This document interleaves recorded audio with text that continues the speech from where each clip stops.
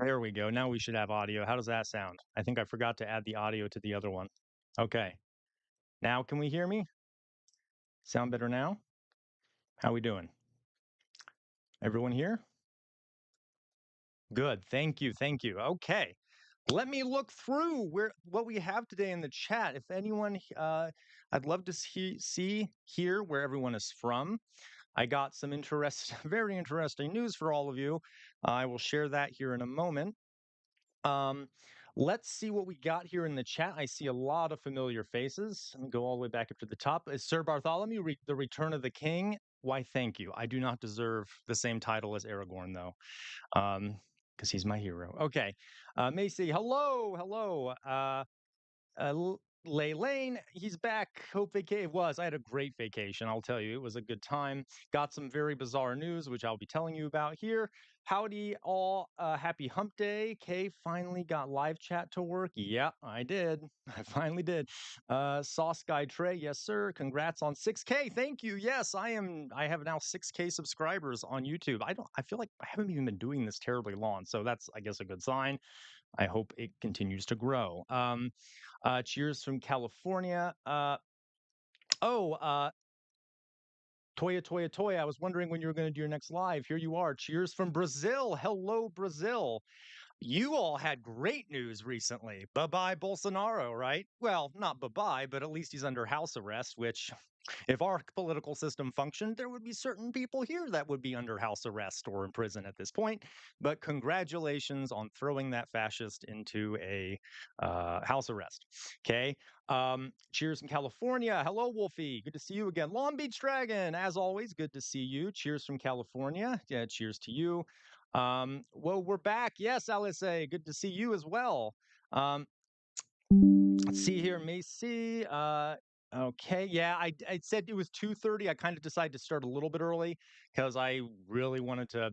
I have a lot I want to say. So, okay, Long Beach Dragon. Yes, the whole EDT keeps throwing me being I'm in California, right? Thank you, Long Beach Dragon. One gifted membership. Thank you very much. Very helpful, especially with what I'm about to tell you. Um, let's see here who's ready for this school year. Well, I was ready. You'll okay. Well, I'll get to that. Um, uh, going back to school. Okay, start my classes back in the day. Speaking of Labor Day, a nationwide labor strike. Oh, I wish, Mesa. That'd be amazing. That'd be the best Labor Day gift. Okay. And by the way, I think in this country we need to do more to celebrate Labor Day. Okay. Uh, yeah, it tends to be kind of a chill holiday for a lot of folks. Not much celebration, but I think we need to bring back the celebration. Um, Okay, I'm going to go forward here a little bit. I see a lot about schools, Atlanta, muted. Thank you. I'm glad I fixed that. Let's see here. Oh, I'm going to tell you how the meeting went. Don't you worry. Okay. Good to see you. Death died today. Um, okay. All right. What's Hatton and Fan here from Atlanta? Good. Nice to meet you. Um, Anthony. I love Georgia. Beautiful state. Yeah, great place. Okay, I hope you had a good time off last week. Thank you, the Matt Sai guy. I did. I had a good time. It was lovely. I actually did some videos. I might be showing you some of that, or I'll be posting some of those. All right. Okay, so folks, what I would like to do here is I wanted to do a full screen for this. Let me see. So for 1 second, the audio is going to kind of disappear, but I'll be right back here.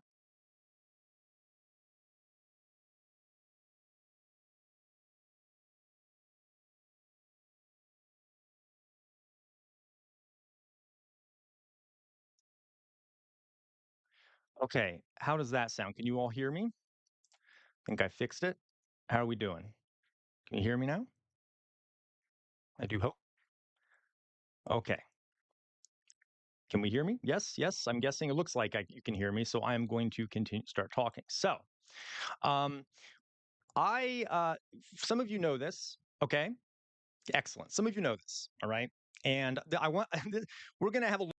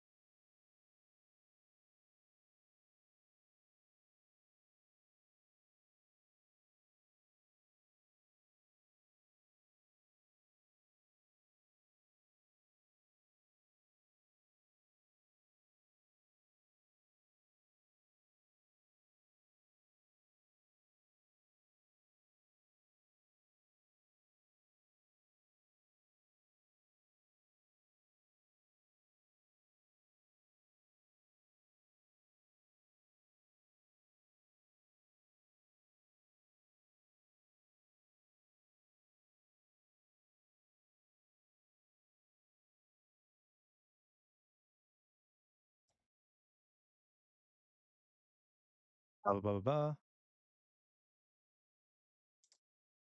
Okay, now can we hear me? Is that better? I don't know what's going on with this today. Okay, here we go. There we go. That should better. Okay. I'm not sure why that turned off. All right.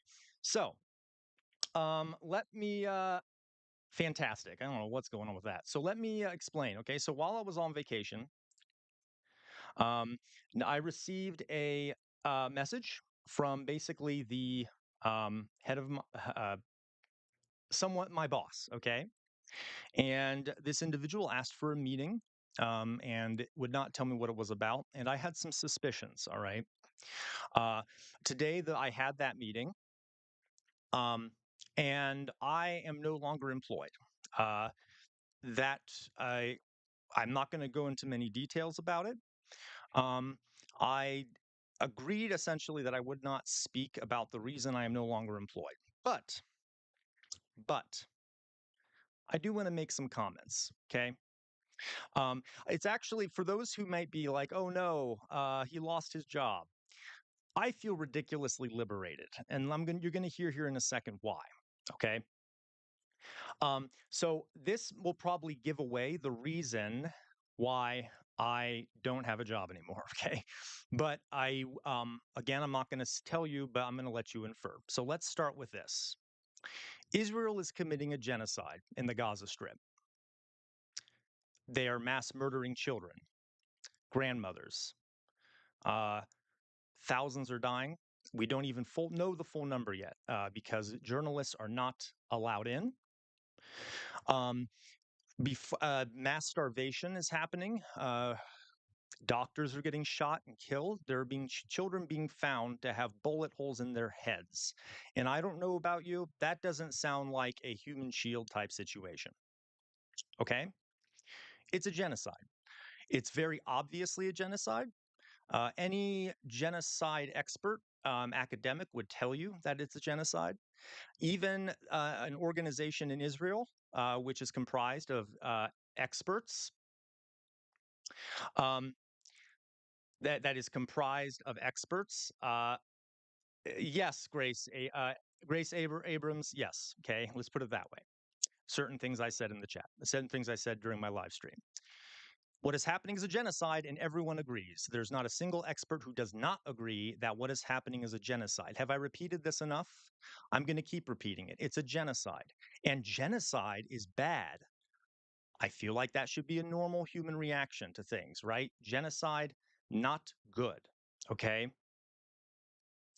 Um, and so, just to be clear about that, and I feel great that I can finally say that with more confidence than I would have previously. But that is what is happening right now. And let me make another thing very clear. You all know I've studied fascism very well. Okay. I There is an issue with conflating criticism of a government with criticism of an ethnic group, a religious group, etc. So let me say this very clearly. Um, this is not an issue of Judaism. Jews are human beings. They have multiple different opinions on multiple different issues. Okay. Some of the people that are the loudest critics of the government of Israel are, in fact, Jewish. Um, some of my heroes that are critics of the government of Israel are Jewish. Okay. This is not an issue of Judaism. I want to make that very clear because there is an issue here where some folks, and I'm not saying it's many, do conflate the two, and it's not. Okay. That does not change the fact that the government of Israel is committing a genocide. And that is something that everyone should be concerned about. Okay. Uh, Furthermore, it is bad for all Jews everywhere that the government of Israel does this because the government of Israel openly claims to be the Jewish state. It claims these things, right? The propaganda apparatus there is always claiming these things, even though it's not true. Okay. There are American Jews, there are German Jews, there are French Jews, there are Jews everywhere. They all have different perspectives on things. And the government of Israel seems hell bent on conflating those two things. Okay.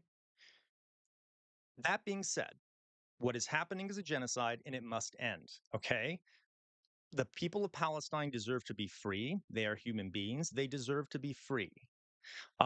Furthermore, uh, one other little fact here. I'm just going to give you a little story. Um, has anyone ever heard of the Nat Turner Rebellion, which happened in the United States? I'm gonna make a little. Hopefully, I'll make a video about this sometime. Back when chattel slavery was legal in the United States, it was a fundamental economic part of the United States. And perhaps sometime I'll do a video on it because a lot of times in school you don't get all the details. It was extremely violent, it was vicious, it was horrific in every way you can imagine. There were oftentimes slave uprisings. Okay. Enslaved people would rise up. One of the biggest of those uprisings was the Nat Turner Rebellion. Nat Turner actually uh, they basically started secretly collecting weapons. Um, and one day they rose up, him and all the slaves. Okay, the enslaved people. I should be careful about that. You really should call them enslaved people. Slaves is the phrase. Slaves is a bit dehumanizing. And in the course of this rebellion, this group of rebel enslaved people killed children. Okay. They went from plantation to plantation, oftentimes killing the entire family in the plantation, white masters and their children. Okay. And eventually this rebellion was put down. The ringleaders were executed. But now let me explain something here. All right. That is a tragedy. The death of anyone, especially children, is a tragedy. Here is what I'm going to say. What did a country think would happen at the time? You beat people down, you abuse them, you lock them in chains, you build an anger amongst those people that cannot be just dismissed. What will end up happening is a rebellion. And guess what? There will be a lot of innocent people who die in that rebellion. Okay. And it would be very bizarre for a historian to look at the Nat Turner Rebellion and immediately start yelling at the top of the rents, oh, these barbarians, they slaughtered children. How evil, evil, evil. They're okay. What you can see what I'm saying. Okay. Um, yeah, that is horrific, but it would be expected, right? And Human beings are animals, okay? And I want to point out that what if you had a tiger and you put that tiger in the corner of a room and you kept poking at the tiger, you kept harassing the tiger, and then one day a zookeeper comes in and the tiger bites, mauls, or hurts the zookeeper. Who here would think, oh, that tiger is evil, that tiger is horrible? Um, I doubt most of you would. You would understand that that's a reaction that would happen. Okay. Um, so I think you know what I'm getting at here. There are and this happens in history, when groups are locked up in a small space, the Gaza Strip, they have their rights systematically removed from them. They don't have their own state. They are consistently abused, starved. Their electricity and water is controlled. Um, what will end up happening is a rebellion. And it is a tragedy. But it is not a tragedy that is unpredictable, nor is it a tragedy that should be fully blamed. Okay. I'm going to stop there. You get my point, right? Okay. So let's just be clear about that. Okay. Now, I don't have a job now. This is very liberating to me.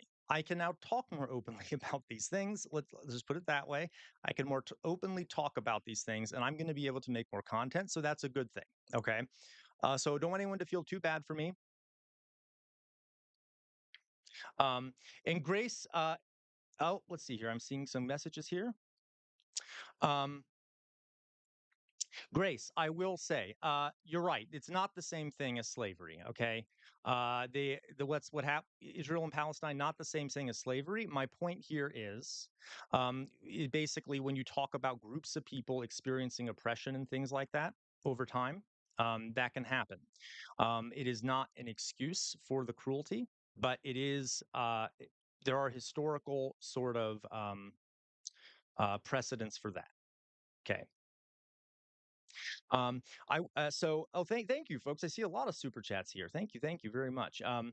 So let's just be clear about that. I want to add one more thing too, because there's something difficult about being a teacher. I think I've talked about this, especially if you're a teacher at a school that is religious or otherwise.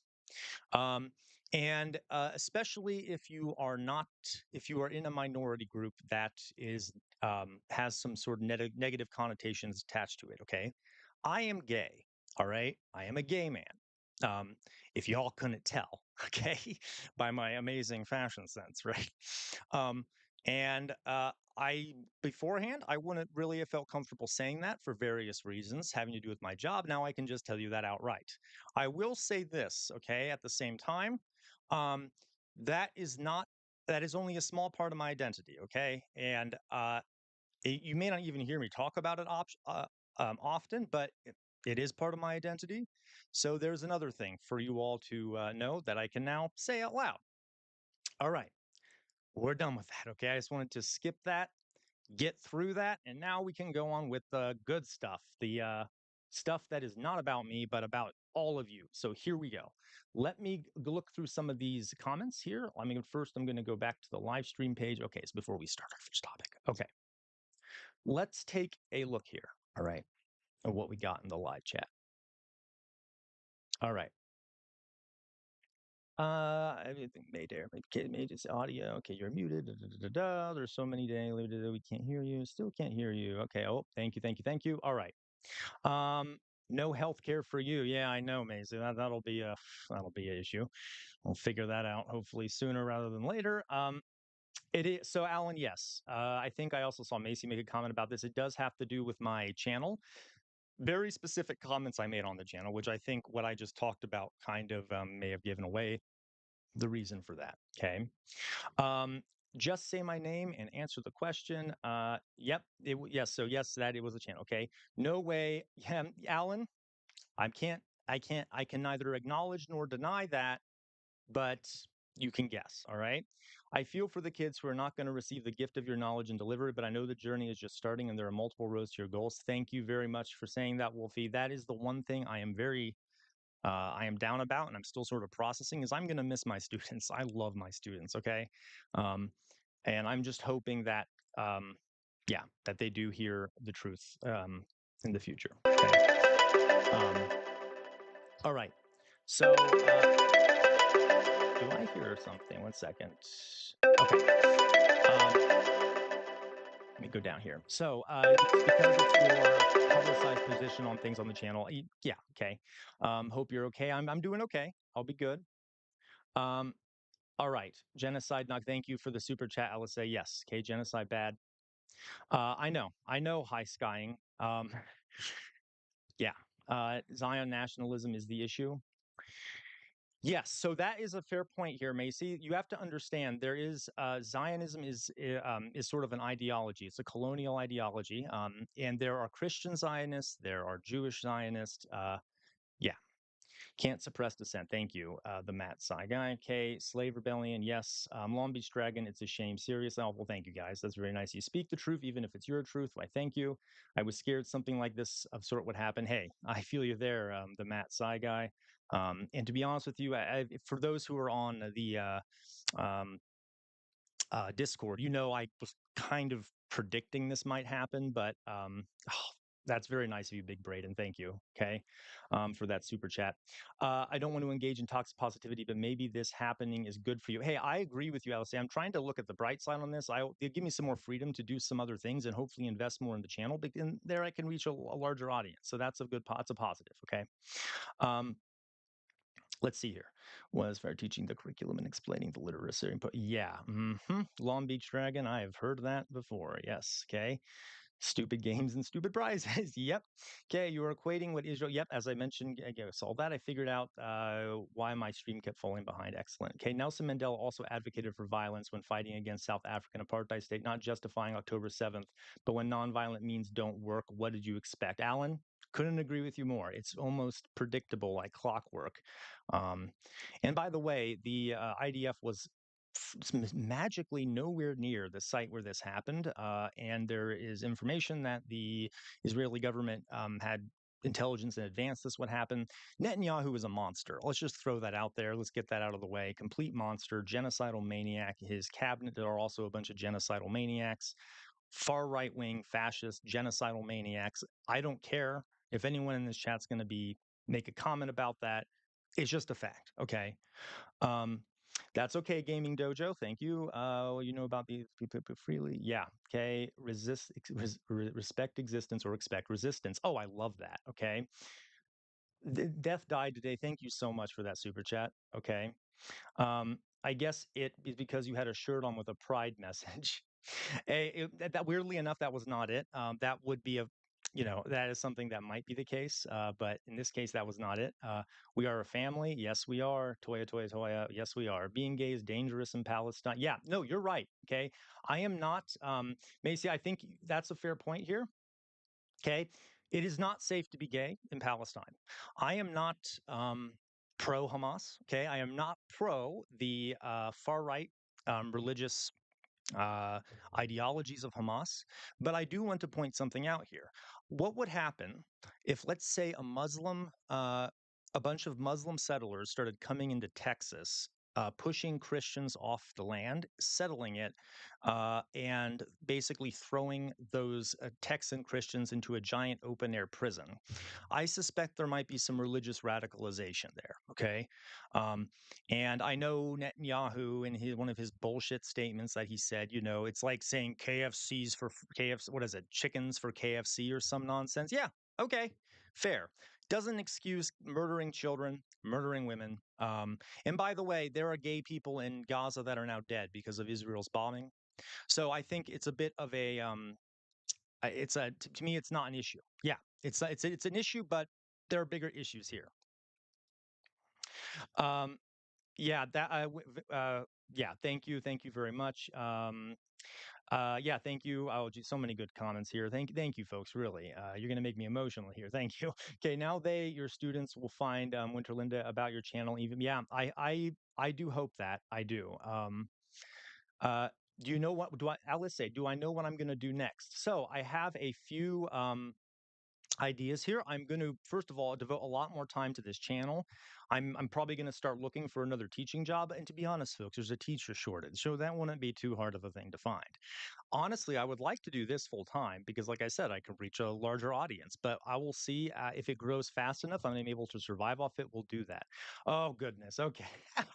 We've already reached 5 super chats, so let me. I'll put on the jester hat. And I think it's a good time for it because criticizing people in power, you need a good jester hat, don't you? All right. All right, folks. Back to business. Okay. Put on the jester hat. Now we can criticize them kings. Huh? Okay. Um, yes, thank you. Yeah. Uh, Was in the shower when you came out, couldn't tell and didn't care. Thank you, Oz. But super happy that you're now free to speak all your truth. Also, really proud that I could be here for you and support you. Thank you very much, Oz. Death died today. Thank you for once again. Thank you for your super chat.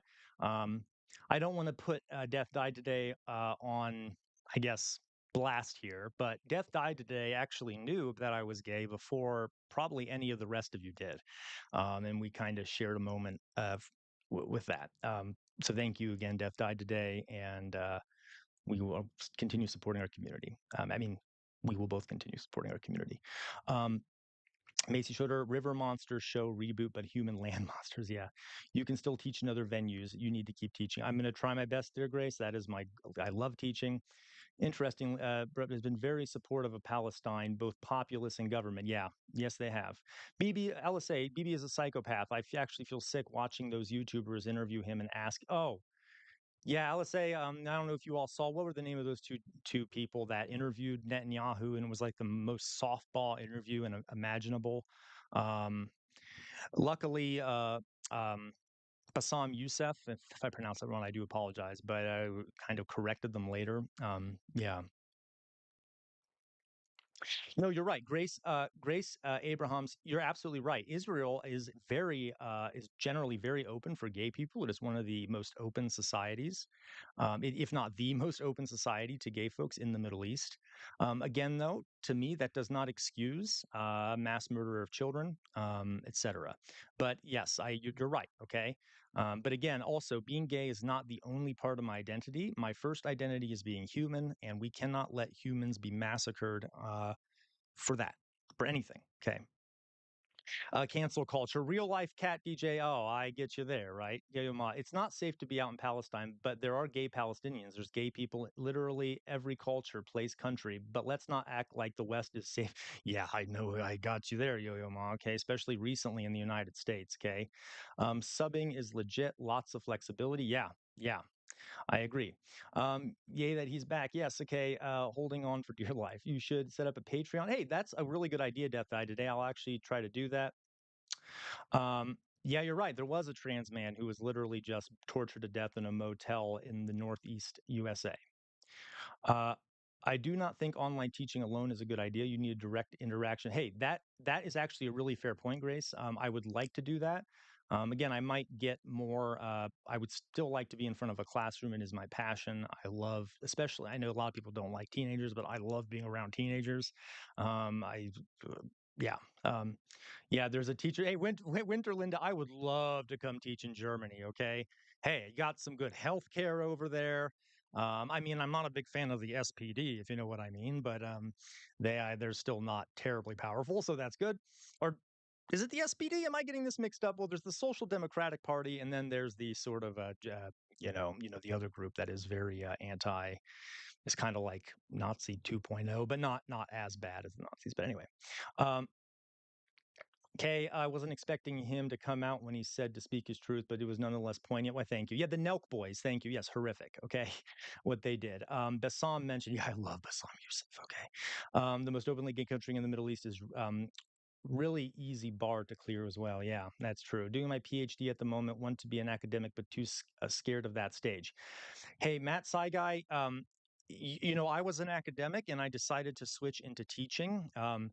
But if you, yeah, follow your dreams. Okay, if you have a message you want to send, you can always be you could always be a public academic where you are vocal about what you're, learning and such. Okay, AFD. I'm sorry. Thank you. The AFD. Okay, I shouldn't have accidentally called the Social Democrats that, but yes, the AFD. All right.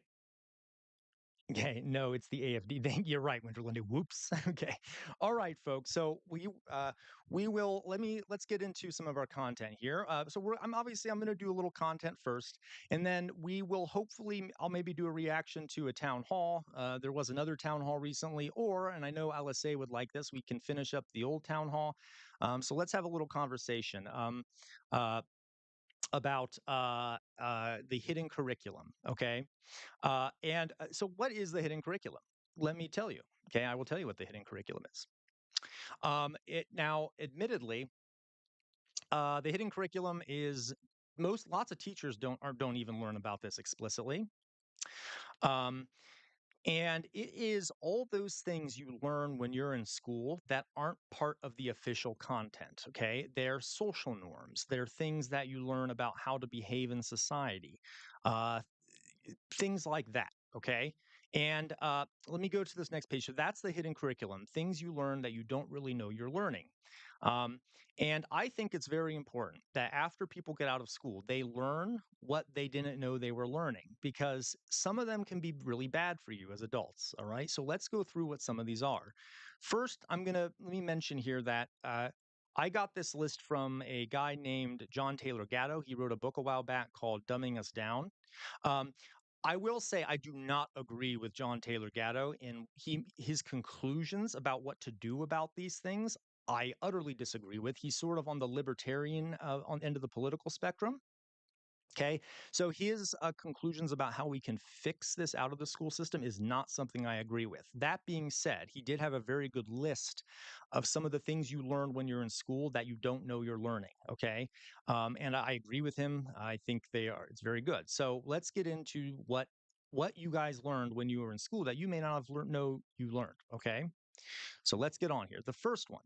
So this is about what you learn, okay? Oftentimes what you learn confuses students. So I want you to imagine this, okay? You are going from class to class. Every time the bell rings, you go to a different class. You are taught little segments of information. Oftentimes it is really hard to get a coherent whole about what all that information means when it's put together. And this one is sort of simplistic. The idea here is that the school system can often cause confusion, and then just for the rest of people's lives, they're generally confused about the relevance of anything they learned, how it connects to anything else. Okay. Has anyone experienced that? The sort of that idea of, when you're in a high school or a grade school, for example, you may learn a bunch of stuff, but you're not really sure how it applies. You're not really sure what it you know, um, how it connects. Okay, uh, that is sort of that's one of the le- the least bad ones, right? And I will say something else before I go on here. Not every school is the same way, so don't think that every school does this. There are schools that are better than others, but it can confuse students and make them very confused about the knowledge that they are getting. Absolutely. Um, yeah, almost any book I've had to read in an English class. Yeah, okay. A lot of times the context gets watered down, and it's confusing, right? It can be very confusing. Um, Let me take a moment, folks. I'm just going to start another super chat goal here. We can do a nope. We'll do, I don't know, like a personal Q&A. Let's try that. For if we get to 10, how about we do 10? Got it. Okay, let's see here. Q&A.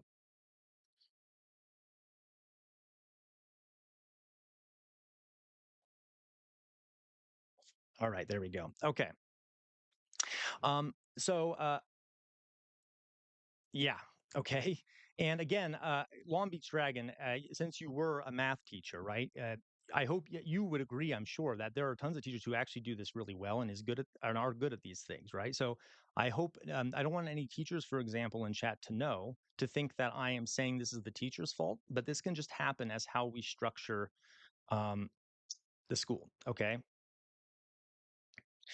Let's continue now to the next one. It teaches when you are in school, you're often taught to accept your class affiliation. Your class affiliation. So let me explain what that means. Okay. First of all, there are literal classes. Okay.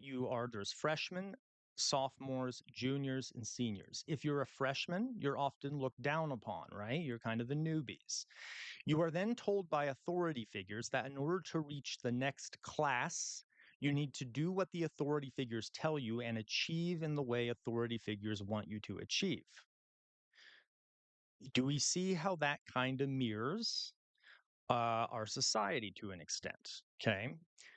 Furthermore, given how schools are funded, uh, a lot of schools are very full of people who are of the same class, and I mean economic class. So, for example, you teach in a poor neighborhood. First of all, that means you're not going to get as many property taxes, so you're going to be underfunded, and there are going to be a lot of people of the same economic background in your school. And so that school's going to cater to you in a way that'll reinforce your class position. And I can give you a great example of this.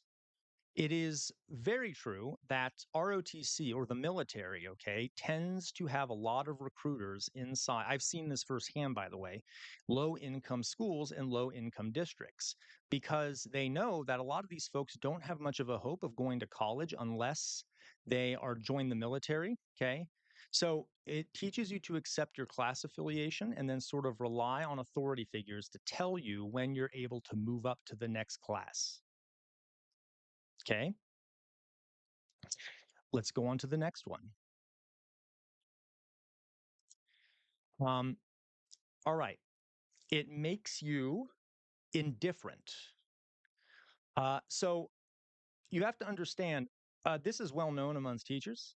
If you don't make the content relevant to a student's lived experience, they won't really process it as well and they'll be somewhat indifferent to what they're learning.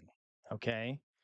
Um, And this is called passive learning, where if you're having a bunch of information just thrown at you, you will typically just try to learn it and non-critically, right? You'll try to memorize. You'll try to just learn it and not think too hard about it. Okay. Um, and that is why we say, that schools can make people indifferent, and they sort of, which causes sort of a suppression of critical thinking. People stop, or students will not think critically because they're just trying to get through the content and memorize it and sort of learn it passively. Okay. um, and that is something that is very unfortunate because if there's one thing that is true, it is important to be engaged with your learning and to sort of not understand how it applies. Okay. Let's go to the next one. Now, this one, I have issues with this. As an I experience this, and I'm sure a lot of you do. Okay. Um, School will make you emotionally dependent on authority figures. So when you're in school, your emotional state is mainly, if not mainly, determined by how you're doing in the school, what authority figures are telling you about how you're doing, and they will often tell you how to think or feel about it. You should be embarrassed about this. You should be happy about this. Okay. And that'll follow you into adulthood. And I know for me, I experience this. Okay.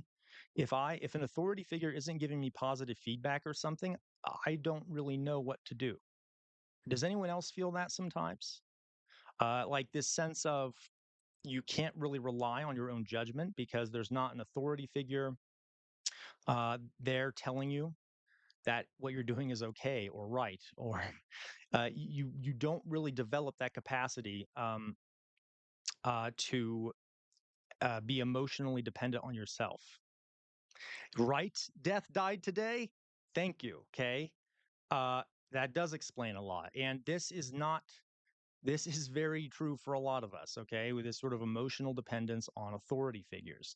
And it's unfortunate because you should be happy about, you should feel good about who you are. All right. You should feel good about what you accomplish. You don't need someone in authority telling you that you are a good person or that you've achieved something. Okay. Correct, Wolfie. You don't feel empowered to control your own perspective about your success and your actions. You feel that you need some sort of positive feedback in order uh, to ensure that you are on the right path. Okay, and this is one of the ones that I think most of us probably feel. Yeah. Okay. F authority. Yeah. Um, okay. So, but see you later, bro. Moment. Okay. So let's go on to the next one. It also makes you intellectually dependent on authority figures. And let me there so okay. To some extent, folks, it is good to have some level of an intellectual dependence on authority figures. For example, if you have a doctor telling you to do something, you might want to rely on their judgment more than yours. They have lots of training and things like that. There are other times, though, when I think we've talked about a lot of this in the stream, where your intellectual dependence on an authority figure will make you not critically examine what that authority figure is saying. Okay. So just be aware of this. A lot of us have sort of been trained in this way where, if it's not coming from an authority figure, or if an authority figure is saying it, we ought to believe it. Okay. I can tell you there is a school, I can't remember which one it is, where it's a college, maybe in Minnesota, where there is a chemistry professor who is one of the most prolific deniers of the Holocaust in the country. Okay. And he will often like sign his books and articles about how the Holocaust never happened, which obviously is nonsense, saying, oh, well, I have a PhD. Okay, well, good. You have a PhD in chemistry, but you have no area of expertise to talk about the Holocaust, especially if you're going to talk about it like a moron who doesn't understand how it is one of the most documented events in human history. Okay. So, yes. Yep. Big Braden, correct. I've noticed authority figures at workplaces get angry if you ask them why things are the way they are. It's like it's treated as a personal attack. Correct. Okay. Yes. Um, yeah, absolutely, Alan W. We do that with politicians. They're saying it, so it must be true. Oh, you're speaking my language, Alan W. Yes, especially with politicians. And I will say, the Republicans do this and the Democrats do this. Okay. I know I keep bringing this up. But I want to remind everyone, when Biden was very obviously having some cognitive decline, and a lot of the Democratic Party establishment fell in line behind the fact that he wasn't, even though we could see it with our eyes and ears. And if you were one of the folks that did that, hey, just realize you're human. I get it, right? But that can be what happens, right? If we become intellectually dependent on authority figures, all right? Yeah. Okay. So let's go on to the next one. It teaches students a kind of self confidence that requires constant confirmation by experts. And this is called provisional self esteem. And it kind of overlaps with the emotional dependence one. Okay. So, um, for example, yeah, you're only confident if there's a person in authority or of some sort of influence telling you that you should be confident about it. All right. So yeah, this kind of goes back to the emotional dependence thing, but yeah, does that make sense to everyone? Provisional self esteem, you can only feel good about yourself if you're being told that you should feel good about yourself. All right. I kind of had to deal with some of that today when I went to when I had that meeting. Okay. I had to sort of think to myself, well, you know, um, the folks that I'm talking to, maybe they don't agree with me or have a negative view of me, but I should still be confident. All right. These are things we kind of have to, yeah, these are things that we should be aware of and allow ourselves to overcome them as adults. Um, okay, super ego codependency. Ooh, I like the sound of that. Yes, teaching self confidence is good when it creates independence. Yes, absolutely. Thank you, Bettina. Welcome to the rebel status. Thank you very much for joining. Okay, let's go on here. Another thing you learn in school. First of all, Grace Abrams. Yeah, you're right. Okay. Donald Trump has none of these self esteem. I wish he would. I wish he had a little more provisional self esteem, right? I wish he was able to be like, maybe I'm not that intelligent, or maybe I'm a little bitch baby and can't handle criticism. Okay. And I shouldn't be so confident. It'd be nice. There are some folks that do need a little bit less self confidence. Okay. But you typically gain that if you're in a position of power. Okay. If you're in a position of power, a lot of those folks have very high self esteem, even if they don't deserve to have it. Okay. Um, okay. Yes. Authority equals knowledge plus concern. Yeah, absolutely, Bettina. Jimmy Kimmel got an Italian citizenship. Oh, I actually didn't know that. That's interesting. Grace Abrams, well, he has a super ego, aka a narcissist. Yeah, he's definitely a narcissist. Nah, okay. I intended there to be a bigger space between super and ego. I got you. Okay. All right. So let's go to the next one. So this one is interesting. When you're in a school, you will over time learn that you cannot hide because you're constantly supervised.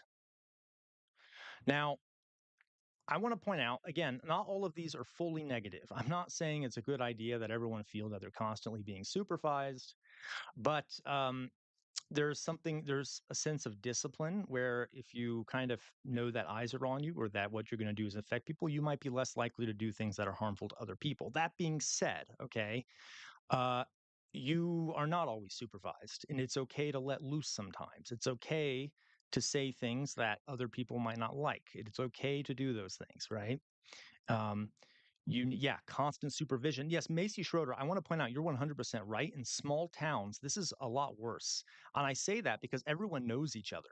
So you're not only being supervised by, um, you know, teachers and stuff, almost the whole community all know what's happening with almost everyone's lives. And there's a lot of gossip and stuff. It can also happen in big cities, mind you. With a bigger school, it happens less. So, yes, yeah, this sense that you cannot hide because you're always supervised. Okay. All right. Yeah. Yep. Yep. Big Braden. Yes. Long Beach Dragon. Yeah. Okay. That I will say, Long Beach Dragon has a good point. Not every school is. A lot of times, if a school is larger, you may not feel supervised all the time. Okay. So again, it does not apply to every school. Like, gosh, if you're like in a God, those poor teachers. If you have a class of like 40 students, you're not literally are not able to supervise them, and you can get away with a lot. So a lot of times, this some people don't get this as much as others. Okay, all right. So there are a few other parts of the hidden curriculum. I'm just going to go over a few of them that John Taylor Gatto doesn't talk about.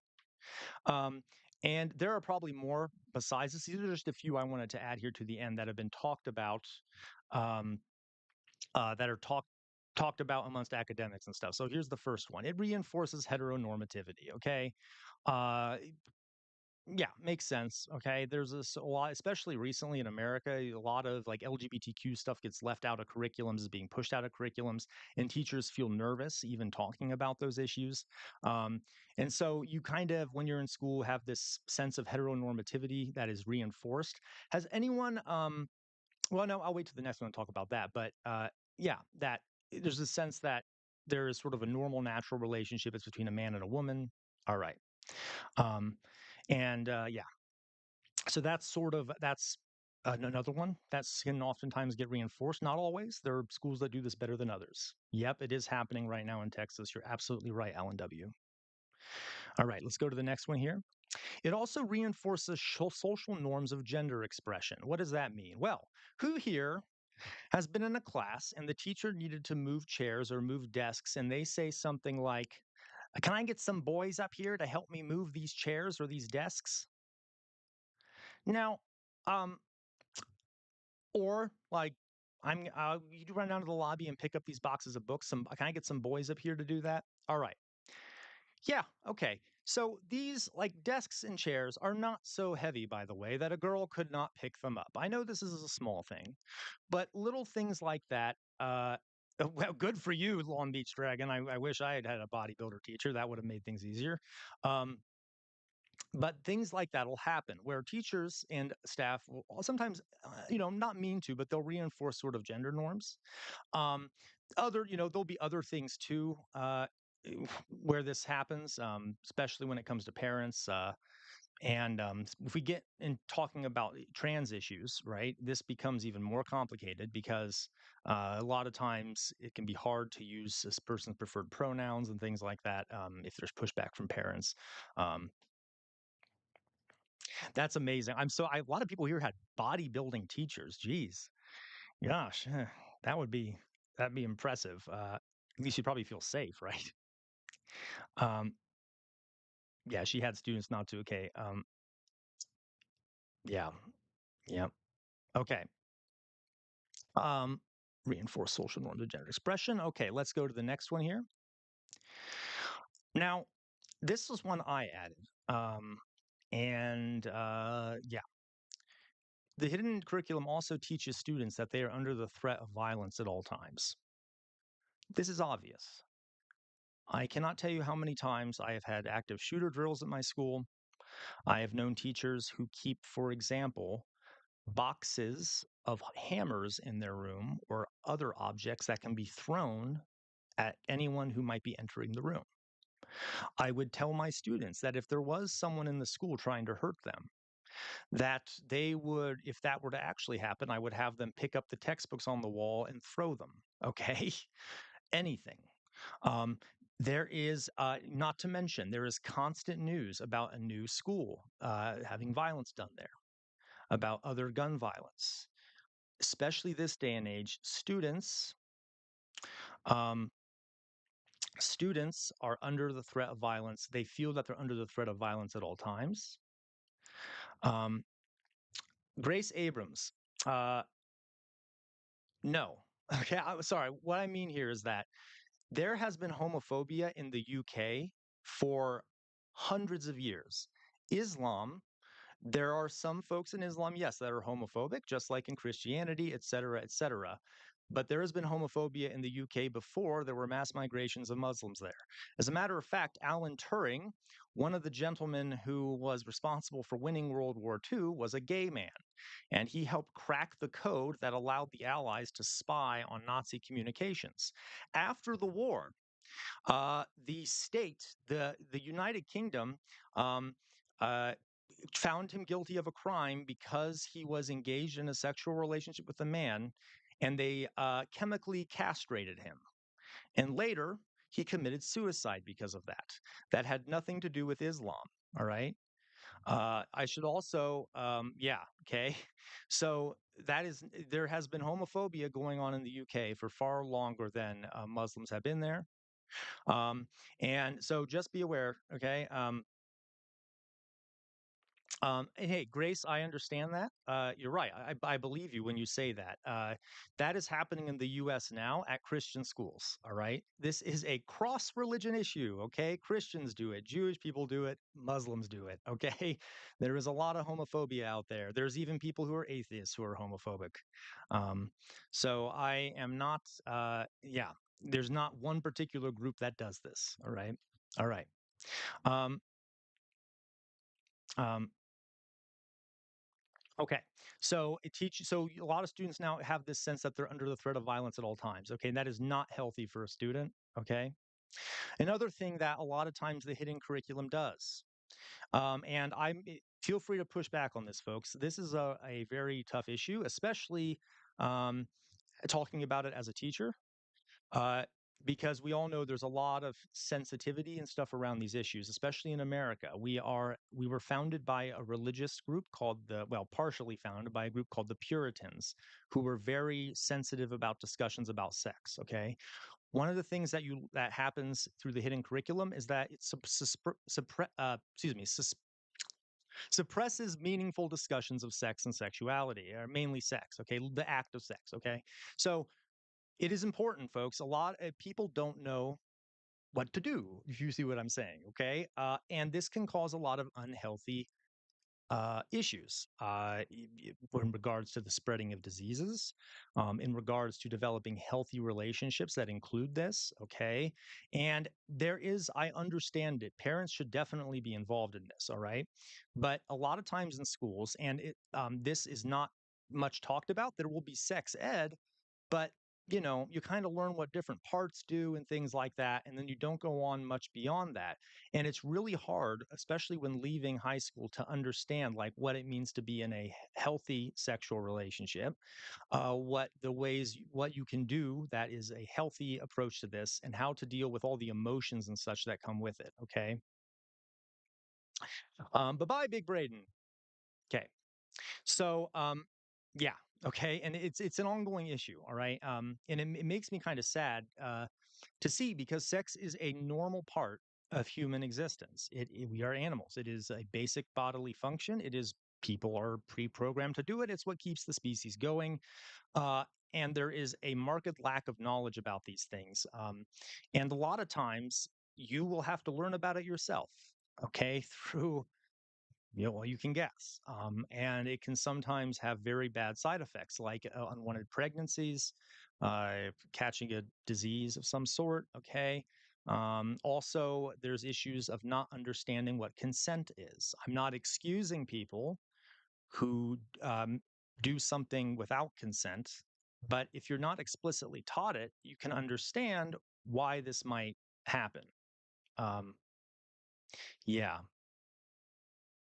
Let me go through some of the chats now, folks. I think that's the last one in this list here. Yep. So let me go through some of the chats here. So I want to see what you all are saying. All right. Speaking, spanking to. Okay. They know the evil stuff too. Yes. My loaded up when I met a city kid and their goal, but yeah. Okay. My son's school is 15 kids. I couldn't imagine 40 plus. Yeah. Let's say it is. I had to do that once. It is literally impossible. You cannot possibly give a good education like that. Death died today. I feel like the always being supervised aspect of school has also become a huge part of the internet. Yeah, yes, it has. Okay. It's happening right now in Texas. Yes, Alan. Big Braden. I was in school. I was in school in a weird time where younger. I don't remember teaching about queer people at all. Then middle school age, they talk about gay people. Then by high school, they had everything taught. That's really great, actually. And by the way, folks, teaching about the LGBTQ community it has nothing to do with like saying, oh, your kid should be gay or anything. It's just literally just saying, yeah, there are people in the world who have attraction to the same sex, who, whatever, okay, which is just a fact. And by the way, there are hundreds, if not thousands, of other species that do the same thing. Okay, there for a while there were two actually female ducks that were living together in my backyard, and they were paired. Okay, it's very common, even in biology. Okay, um, all right. I always made sure all my employers that I'm a lesbian, not directly, but giving being hints to a wedding ring. Also, Brazil, yeah, Brazil is pretty open about a lot of these things. There are, as I'm sure you know, Toya, some there are some people there that are not open to that. But yeah, one of my favorite groups. It's a group from Brazil. What are they called? It's basically three. I'm not sure if they're trans. One of them is trans, and two of the other ones may not be trans. Oh, geez, if I can remember what their name is, but they're a really good group. Uh, okay, let's see here. Homophobia is God's law in the United States. Yeah. Putting girls between boys, hoping that that will quiet the class. Oh, Winterlinda, yeah, I've gotten that too. And let me tell you, and there are girls who are just as bad as boys. All right, I'm just throwing that out there. And a lot of times and this is kind of a side note. Okay, I know I'm making sort of a gendered argument here, but yeah, I've had to break up a lot of fights in my life. As a matter of fact, I used to work at a group home for teens with severe behavioral problems. Um, and if you break up a fight between two girls, I would almost rather break up a fight between two boys because those girls, they use their nails, they bite, they you will almost certainly have to get some shots if you break up a fight between two girls. My point is, okay, is yeah, it is sort of generalizing to think that putting a girl between two guys will somehow solve a situation. All right. Um, okay, spanking to active drills. I'm not sure what you mean, Macy. Let's see here. Big brain. I had the craziest. I think the craziest I had for teachers were just stoned gym teachers. Yeah. Well, I don't blame them there, to be honest. Yeah, I've considered it a case. No, okay, I'm joking. I never have, but I'm just saying, yeah. Um, and just play dodgeball. I can see that happening. Grace Abrams. Okay, I never experienced active shooter drills. Yeah, it is not. It is rather traumatizing. Yeah, I don't big blame you, Big Braden. Not that movie. Okay, Long Beach Dragon. I'm almost afraid I'm the oldest person in here. Hey, you might be, but that just means more wisdom, right? And if you're the oldest, I'm probably the second oldest. So, Grace Abrams in the UK when you have Muslim. Okay, oh, I already read that. I may be Long Beach. Guilty working with players in esports. I've had to have these conversations, and there's nothing more sad than hearing kids treat school like they're in a war. Yeah. Um, Wilty, I think that's your name. That is a very true comment. I'm 45 here, not a spring chicken here. There's still a lot of good fuel in the tank. Hey, good for you. Okay, Wolfie. Um, Winterlinda, in the early 80s, I had a very old teacher who threw the blackboard sponge at chatting students. Does that count? Yeah, I'd say so. Shouldn't be throwing stuff at students. Though I will say there are states in this country where it's still legal to use corporal punishment on your students. I would not recommend that. Yeah. Um, I also think that's just incredibly, not a good thing. See, you're singling out groups isn't my great idea. Groups isn't a great idea, my friend. No, it is not. Okay. Macy Schroeder, Matt Sy. Luckily, some parents and family do. Yeah, I agree. Okay. I'll be 49 next month. Okay. Maybe you are the oldest person in here, Long Beach Dragon. I mean, no offense, but hey, I got to head out to work. See you, Braden. Okay. Slightly behind. Turned 48 last month. Hence the word puritanical. Correct. That's where the word comes from. All right. Uh, yes, Toy. That's who I'm talking about. Well, wow, even back in the 1990s. Yeah, I see a lot of good comments here about reproductive. Yeah, just learning about the parts and things like that. Yeah, that is an ongoing issue. Sign permission slips and stuff. Yeah.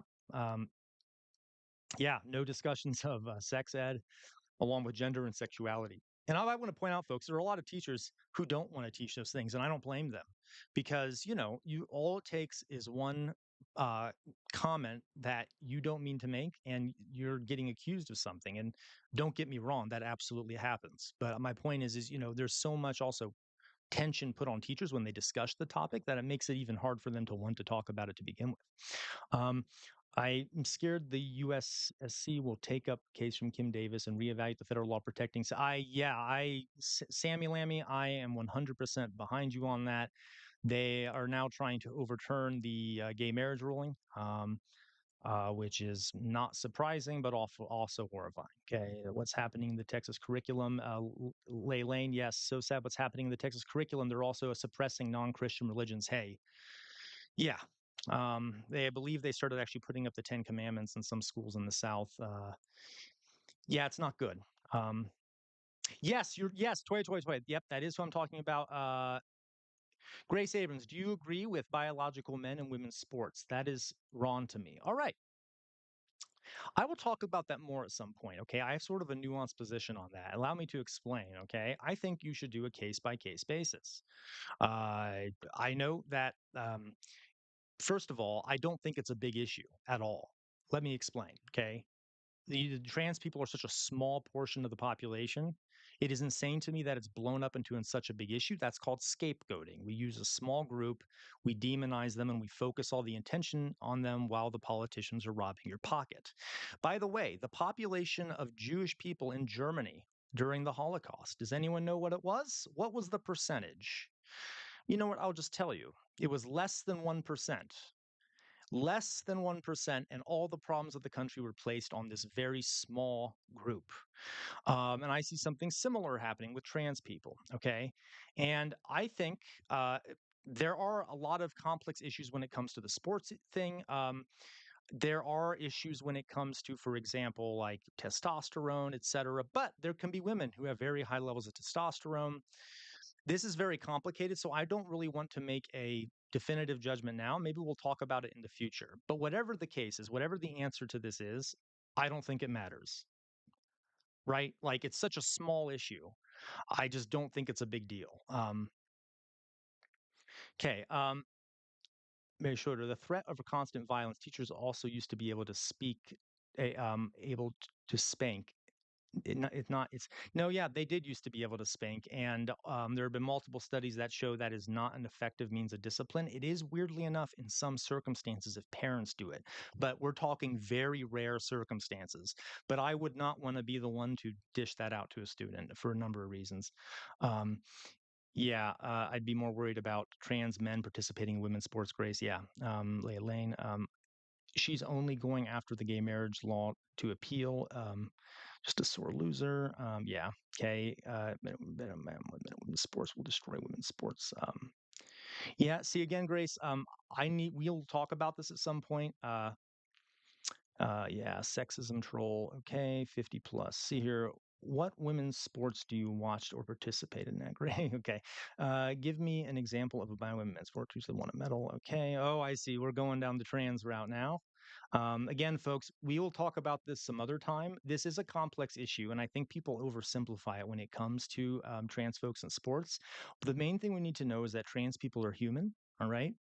And all this talk about trans people is rather dehumanizing, and I don't mean that it's not important for a lot of folks, but it's more than just this group should be allowed to do that. This group shouldn't be allowed to do that. There are lots of little things involved in this.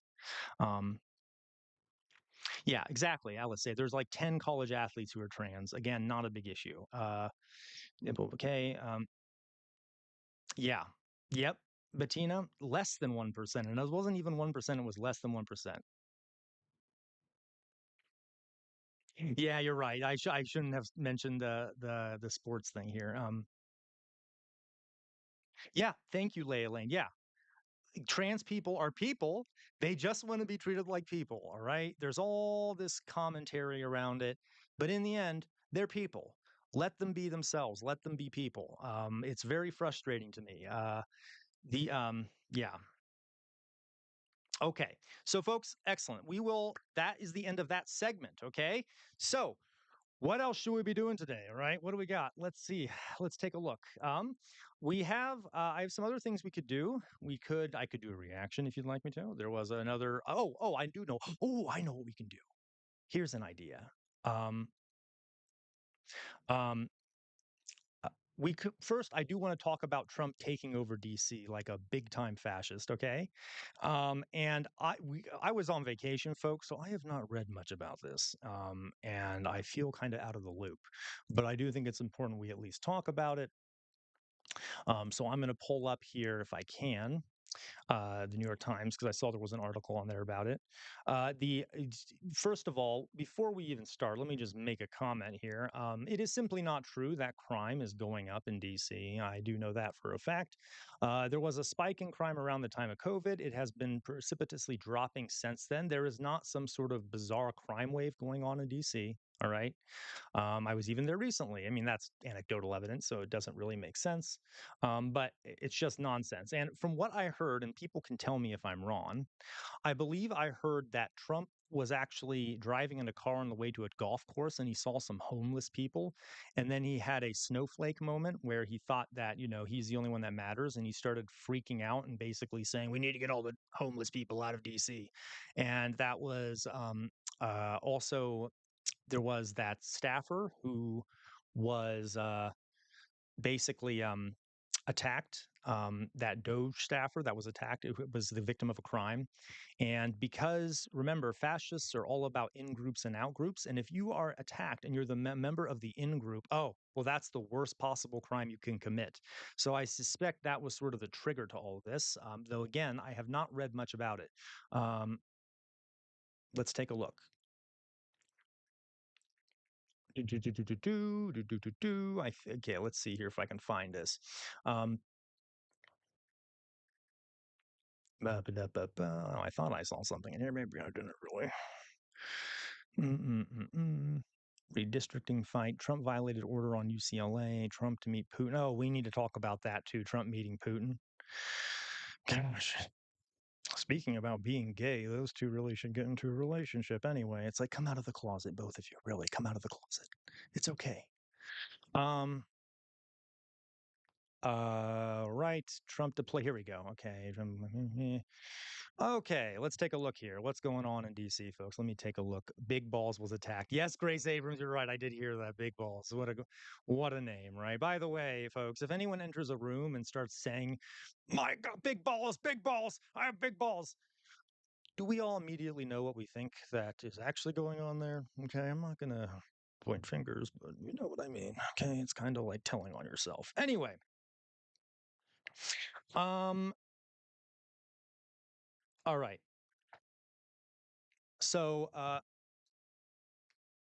oof, oh my gosh, all these cords down here getting all tangled up. Okay, so Trump has essentially, yeah, you're right. He did. He also tried to. That's the real. That's real. That big, yeah, Big Balls apparently was assaulted, from what I've heard. Okay, so let's take a look here. The heart of. Let's see what this article has to say. Let's read it together again, folks. My old. There you.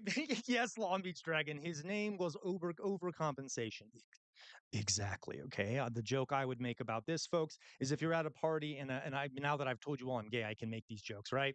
So you're at a party and a man, like a very big burly man, comes in the room and just starts screaming, "I'm not gay! I'm not gay! Don't! I'm not gay! I'm not gay!" The first thing I would do was turn to whoever I'm with and go, "Oh my god, that guy's gay! Jeez, he is so gay." um. Anyway, so we let's take a look at this. Okay, yeah, I will. Toya, I will do that. Thank you for the super chat. Okay. So let's take a look here. President Trump said he needed to send the guard to secure the nation's capital. By the way, folks, we will talk about this later. There's some other definitions of fascism I'm going to go over with you in future streams. We've only covered two so far, but one of the most biggest ones is talking about how fascism has paramilitaries.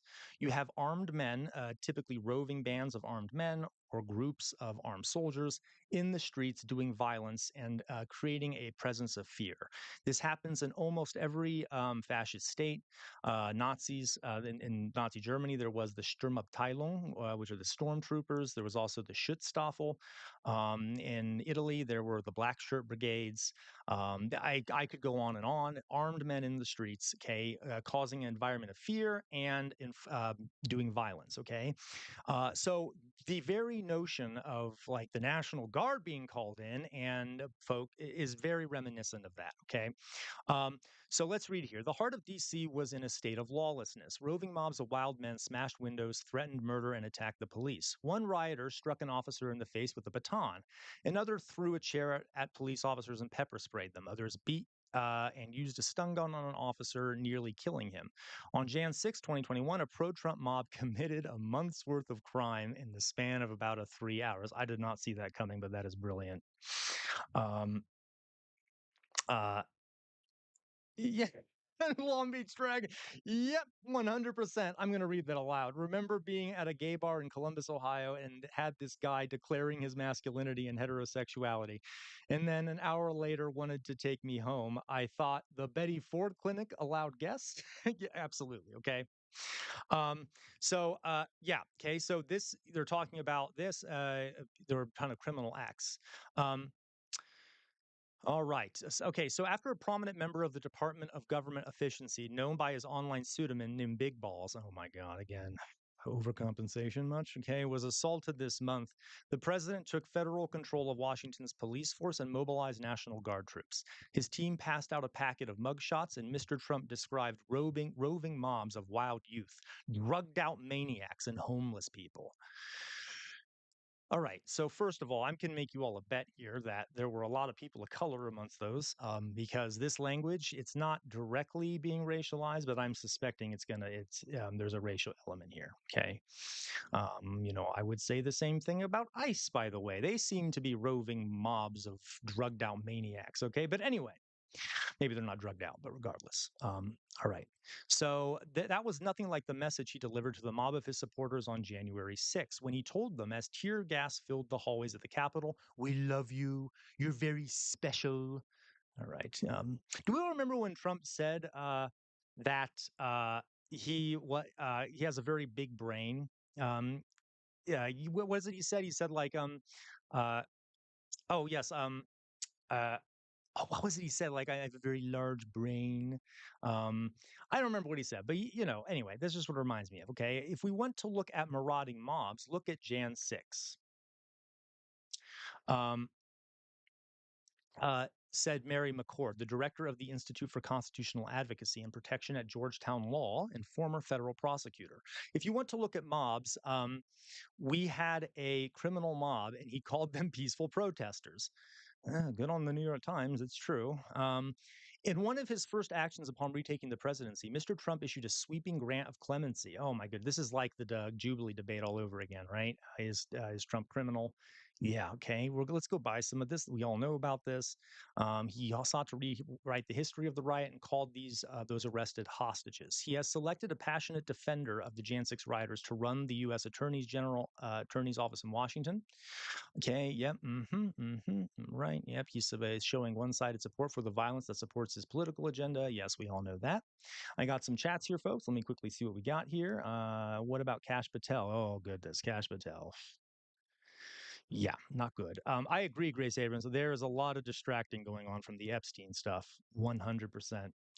Um, yeah, no, Ulti, I actually would buy that argument. You can imagine if there, now again, this is partly conspiratorial. I'm not saying it's not true, but I'm always a big fan of having evidence. That being said, where there's smoke, there's fire. And there is tons of smoke regarding the number of people involved in the Epstein ring. Like I said, there's tens of thousands of hours of footage in regards to footage of what, right? Were they just footage of trees or something? No, it was footage of sexual abuse going on, and there were lots of people in that footage. So if you were to release that, and it happens to be that a lot of powerful people are in it, there might be civil unrest. You're right. That might be the reason they're not releasing it. 100%. Okay. Um, yeah, release the list. Yeah, we need to. The list needs to be released. Do not allow them to distract a lot from Epstein. I agree. Um, person, a man, woman, camera, TV. All right. Yeah. Okay. Huge Brian. I pick and yeah. Okay. Alan W. I hear after getting assaulted by two 15-year-olds, they're now calling big balls no ball. Yes, 100%. Okay, Ulti, I would really like the USA to do a civil uprising. Hey, I understand that. I understand that. If the FBI is listening, I'm not advocating for that, but yeah. Okay. And so let's continue here. Why this happened? We hear yeah, he's permanently shifted his position on police officers, casting himself as a champion of the police. Mr. Trump issued full and unconditional pardons this year to two police officers who were convicted after a chase that killed a young black man in 2020. Okay. Mr. Trump took the opposite view. Yeah, okay, here we go. Mr. Trump took the opposite view of the use of deadly force during the Capitol riot, condemning the police officer who shot and killed Ashley Babbitt and calling the officer who was black a thug. I think we know this, folks. The word thug is highly racialized. So that's not surprising coming out of Trump's mouth. Okay, the president's crackdown on Washington was put in motion by an assault against 19-year-old Edward Coriston, who was part of Elon Musk's job slashing effort. Mr. Trump shared a photograph that appeared to show Mr. Coriston sitting in the street around 3 a.m., bleeding and shirtless. Two teenagers have been arrested in the case. If DC doesn't get its act together and quickly, we will have no choice but to take federal control of the city, Mr. Trump said. Oh, that's great. Crime in Washington is declining, a point many Democrats have made as they railed against Mr. Trump's actions as federal overreach. Last year, violent crime hit a 30-year low. Yep, I think I was mentioning that, folks. Um, Alan, I couldn't agree more. The biggest way to reduce crime is to fix economic inequalities, give people proper housing, give people proper health care, make sure they have enough money to survive. Poverty is a greater indicator. Now, let me make something clear here. People who are poor, that does not mean you're a criminal, but there is a correlation. Because, of course, if you're living in poverty, you're going to be more likely to need to steal. You're going to be more likely to get involved in a gang or whatever it may be. So, the point here is the biggest way to fight crime is to solve the economic issues facing us. And Mr. Trump, they call him Mr. Trump, Orange Man Trump here, does the opposite. He destroys people economically. So he's the biggest crime promoter that there is. All right. Yeah, folks. Yeah, yeah. Okay. We'll see. Yeah, we've talked about the power corporations have over the United States. It's pretty horrific. Um, uh, with DT, yeah, it is open, essentially open season on people of color. That's yeah. And it's unfortunate because there were a lot of people of color who actually did vote for Trump. Because remember what I said previously, people are just sick of the status quo. And Trump, whether it's true or not, uh, what represented was anti-status quo. He wasn't. He was the swamp, but a lot of people voted for him for that reason. Yeah, the way he spec. Oh gosh, yeah, folks. Alice, I got to mention this. You will notice a trend, folks, when Trump is talking about women, especially if they're not white women, if they're people of color, boy, does the vitriol come out. And he's not explicit about it, but there's absolutely a pattern there, and you can see it. Yeah, it's just very obvious. Okay, really announcing himself. Macy Schroeder feed people. They're hangry and heard a recipe for eating rich bacon salad. Yeah. Okay. It's okay. It's okay. It is getting late here and need to go to bed. Hey, good night, Sammy Lammy. Thank you for watching. Oh, Ulti. Hey, I actually, that's a great shout out. So, for those who don't know, there's a gentleman, he was the labor secretary, I think under Clinton, but don't let that turn you off to him, okay? Robert Reich, fantastic economist. He does videos on YouTube. He's a progressive, very much smarter guy than I am, okay? You should listen to, I recommend you go watch him. He's very good at talking about economic policies and stuff and how it affects people. Nixon, yeah, okay. Oh, geez, Macy Schroeder. I don't know if I do want to hear that. I'm pretty horrified of that. Okay, so let's continue. So Trump shared a photograph that appeared to show Mr. Coriston sitting in the street around 3 a.m., bleeding and shirtless. Two teenagers have been arrested in the case. If DC, okay, we read that. Okay, crime in Washington is declining. A point many Democrats have made as they rallied against Mr. Trump's actions as federal overreach. Last year, violent crime hit a 30-year low. Donald Trump delayed deploying the National Guard on January 6th when our capital was under violent attack and lives were at stake. Nancy Pelosi. Okay, I know I'm already annoyed, but okay, we'll listen. We'll hear her out. Representative Nancy Pelosi, the former House Speaker, wrote on X. Now he's activating the D.C. Guard to distract from his incompetent mishandling of tariffs, healthcare, education, and immigration. Hey, she's right. Okay, just to name a few blunders. Former Secretary of State Hillary Clinton suggests that Mr. Trump's takeover of Washington's police force was unjustified. Folks, I remember how I always taught you to be critical of the media. So you'll notice that the people they're quoting here are all basically establishment Democrats. Now, what they're saying is true, but that kind of reinforced my point. A lot of these mainstream news sources have very close ties with sort of mainstream Democratic politicians. Um, I think it's despicable that Democrats cannot agree that we need more law and order in a city that has been ravaged. Oh, I'm sorry. Okay, as you listen to an unhinged Trump try to justify deploying the National Guard in D.C., here's reality: violent crime in D.C. Yep. Caroline Levitt, the White House press secretary, hit back at critics of the president's crackdown. I think it's despicable that Democrats cannot agree that we need more law and order in a city that has been ravaged. Here's a fun fact, folks. Okay, well, it's not fun at all, but it's definitely interesting. The phrase "law and order" that was explicitly there was something called the Southern Strategy, where basically the Republicans, and this was during like the 80s, the 70s, um, they started realizing that they couldn't be explicitly racist anymore because of the 60s, but they wanted to be able to get white voters on their side who were pro segregation and wanted to reenact segregation and had a deep seated hatred of different minority groups and stuff. The term that I believe it was Reagan came up with for this was law and order. And I'm not exaggerating. There's a historical record there. It was literally sort of coded language for sending out the cops to crack down on the minorities. And it's very interesting how a lot of folks in the Republican Party, they still use this term. And I have no doubt that some of them don't know where it comes from, but it is kind of, yeah. Okay. That is just, yeah, of course it was Reagan. Okay.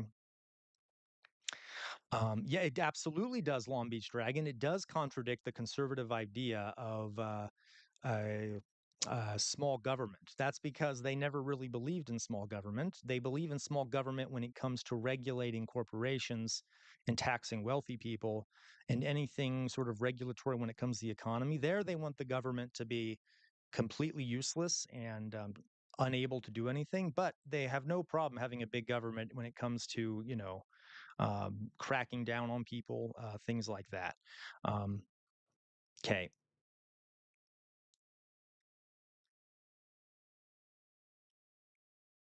Oh, Long Beach Dragon. You say law and order actually stems from the 1800s Rhode Island political party. Hey, that's very possible. I may be a little bit off on that. I do know though that during the in the like 80s, it was sort of was revitalized as sort of coded language for cracking down on suffrage or not suffrage. I'm sorry, anti-segregationists and such.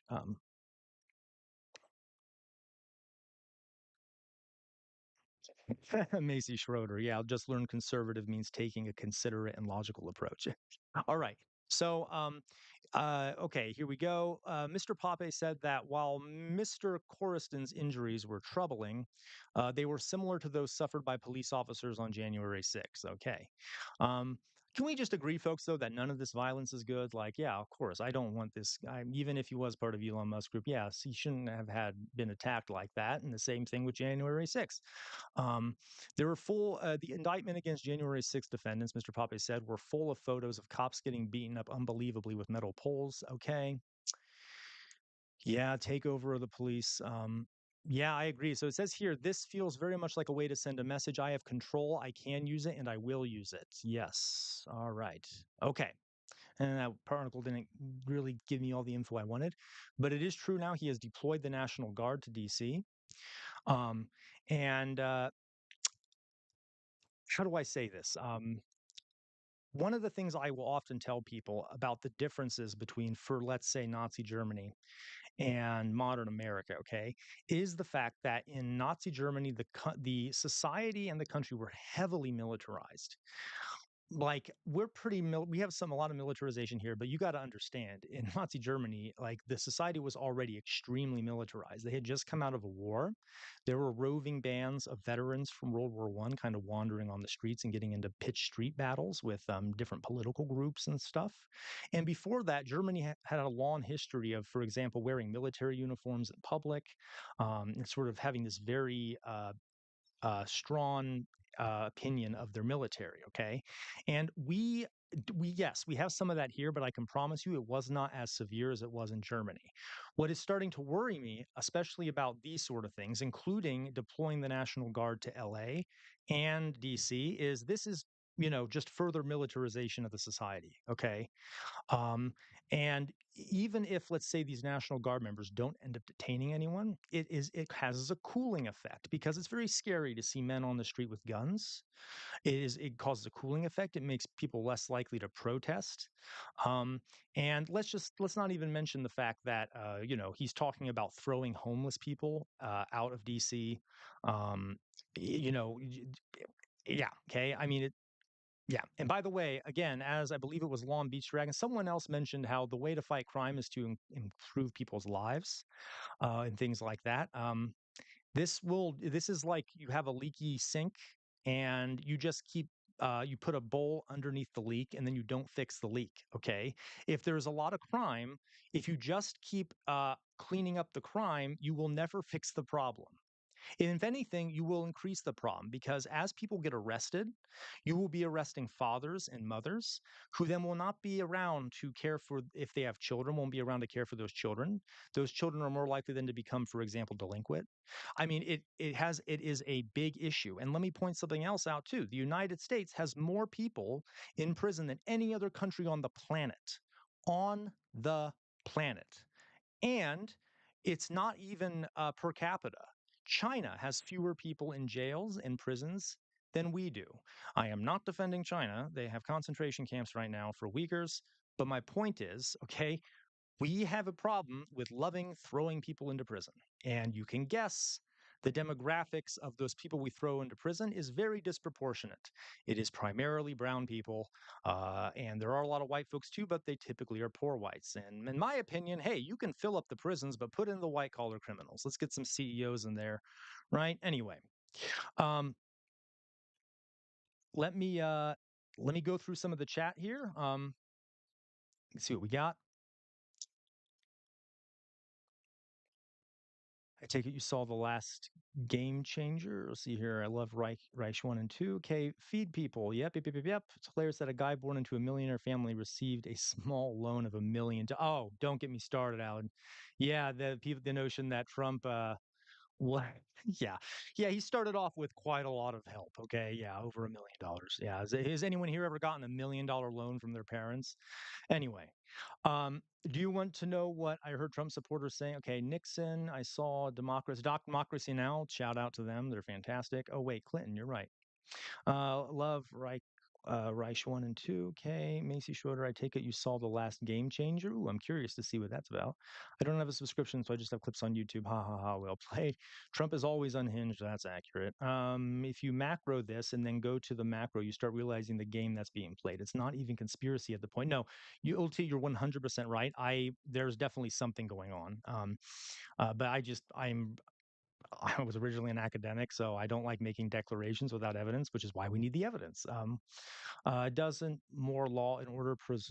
Yep. Okay, Alan, I was relieved to grab her. There's no way acceptable for a presidential candidate to say game over. Okay, of course it was Reagan. Reagan ruined everything. Absolutely. Law and order actually stems from. Okay, yes, I saw that. One of the last things they did was freeze. Yeah, well, that one of the last things they did was to freeze the labor union board by firing one of the board members. 100%. Um, yeah, they're really cracking down on labor, which is terrifying. Labor is the one way we could resist. One of the big ways we could resist. I just learned, yeah, okay, seeing the DC go to the police state. If I were to guess, it's a response to California, Texas debacle of Jeremy. That's very possible. It could also be that. Macy, considerate and logical. Okay. I still don't remember a thing about the dance suit. Oof, birtherists. Don't get me started on the birtherists. Okay. He's going to do the same thing here. Would be the case. All right. Okay, folks. All right. Fantastic. Okay. So, uh, I just wanted to quickly talk about that again. I have been avoiding the news. I should have kept myself updated so I could talk more about this, but we can go on to something else now. Okay.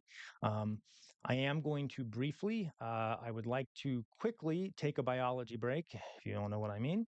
So please stay around if you want to. I'm probably going to do a reaction video next. I think we can do a town hall, but I'm going to quickly switch to my live waiting screen, excuse me, and then we will I'll be right back, okay? So give me 1 second here, and I will see you all soon.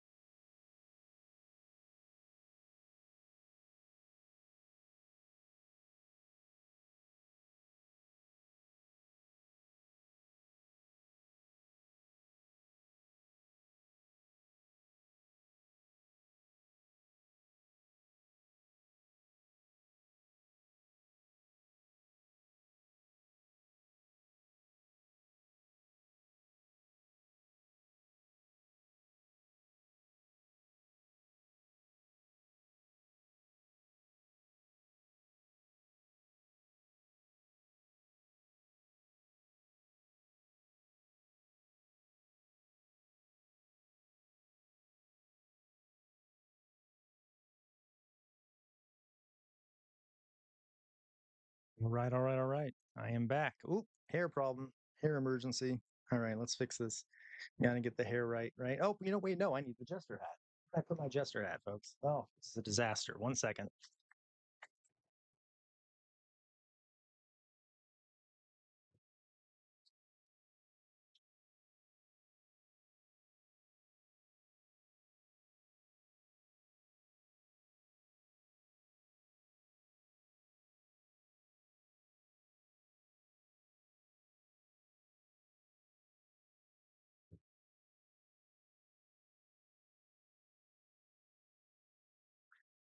Okay.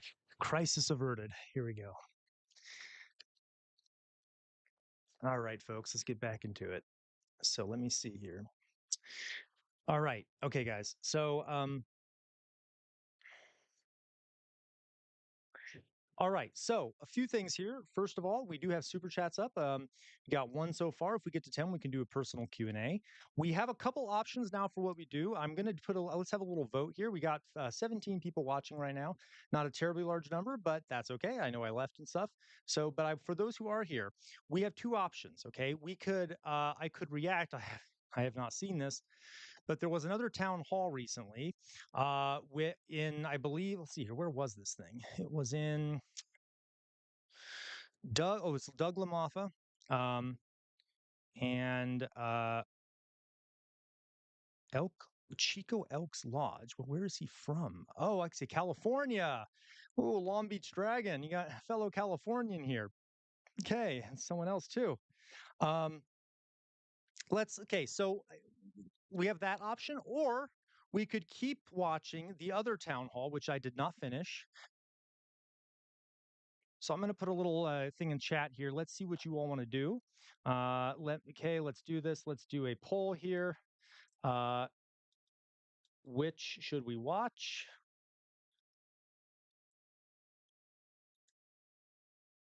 Grace Abrams. Whew, I know that was disgusting how he treated Zelensky. Um, we're going to talk about Ukraine and Russia at some point here. Should we watch? Uh, see here, new town hall or finish one? Right. So there's you go. Okay, yes, new, old. Okay. Um,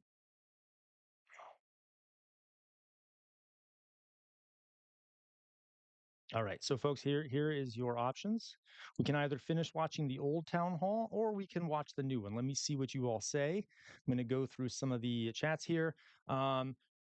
We don't really need to finish Mike Flood. Oh, thank you, Alice. We'll see what people say. New. Okay, we got 100% on new. We'll do new then. Yeah, Long Beach Dragon, and I will admittedly, admittedly, there's a law. California is a massive state, so I know there are different regions, and some are redder than others. So yeah, um, yeah, it is. I totally agree, Long Beach Dragon. He is probably going to face a pretty rough primary, okay, because of this. So, as always, folks, when we are watching a politician speak, it is always best to look actions more than words, and to, what do I always say, follow the money. So let's take a look. This person, Doug Lamalfa, he's a rep from California, and let's take a look at his donations. Let's see who supports him financially. Um, Okay, so here we go. Representative, Republican California. All right, here are his top contributors. Musco Family Olive. Okay, it is a very agricultural region up there in Northern California, so that's not terribly surprising. Oh, who would have thought? His second, I guess tied for second largest donation is from APAC, the American Israel Public Affairs Committee. Well, that we can have a guess on what his position is there. And by the way, the American Israeli Public Affairs Committee is not there. There is a misconception here, then that kind of ties back to some very anti-Semitic tropes that Jewish people control the money, or all those ridiculous tropes. The American Israel Public Affairs Committee is I think they probably get most of their money from Christians because there are a lot of Christian Zionists in the United States. So don't be thinking just because of this that this is somehow a Jewish thing. Once again, I'm telling you, it has nothing to do with that. But American Israel Public Affairs Committee, his second largest donor. Rice industry, again, this makes sense because it's a very agricultural region. National Auto Dealers Association, okay, so he got a lot from there. Casinos and gambling, great, love it. Real estate, okay. So he raised in his last campaign, he raised over about $1 million. Most of his contributions came from the wealthy. No shock there. And oof, folks, this is one of the smallest percentages I have seen of small donations. It's just this little block right here, this far right here, that little block is small donors, okay? Very small number of small contributions. So most of his money comes from the wealthy and from corporations. So I'm guessing not exactly looking out for the average person, okay? All right. So let's take a look here at this town hall. Now I'm going to need you all to help me here with the sound. Let's make sure we can all hear it and such. I heard it gets pretty rowdy.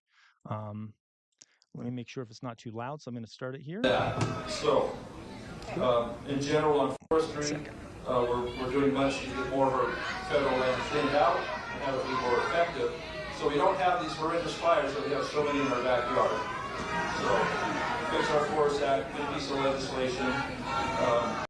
So he's kind of hard to hear, but can we hear? Is the stream too loud? Anyone can I get some feedback here? Just trying to make sure it might be a tad too loud. Thank you, thank you. Let me fix this. I will quickly reduce the sound. So one thing about YouTube, each of the videos has like a different level of sound, I swear. So I have trouble. Okay, let's go down a little bit. All right, put it there.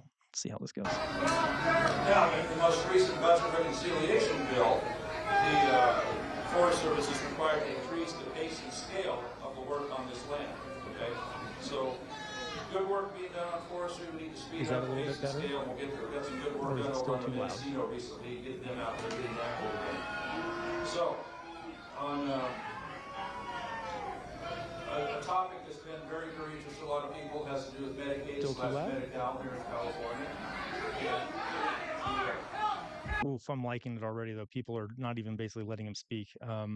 So what do we think, folks? Do we think it's too loud? Can you all even hear what he says? That's about right. Much better now. It's way louder than you are. Is it? Okay. I'm going to turn it down a little bit more.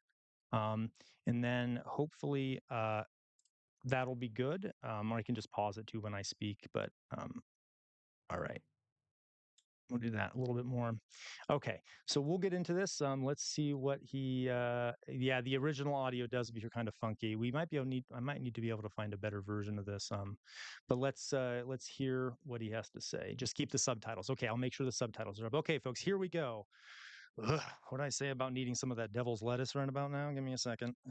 I mean, I'm not going to get it right now, but I'm just taking it's hot.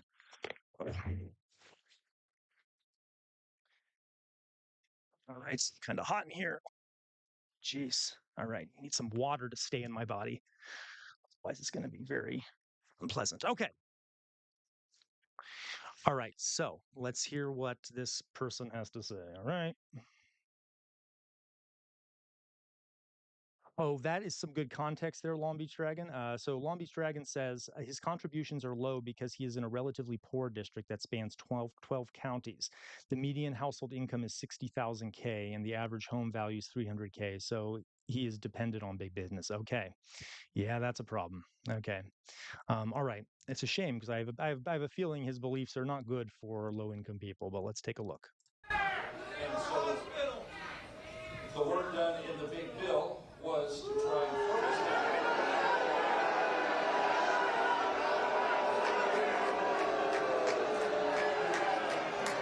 Love it.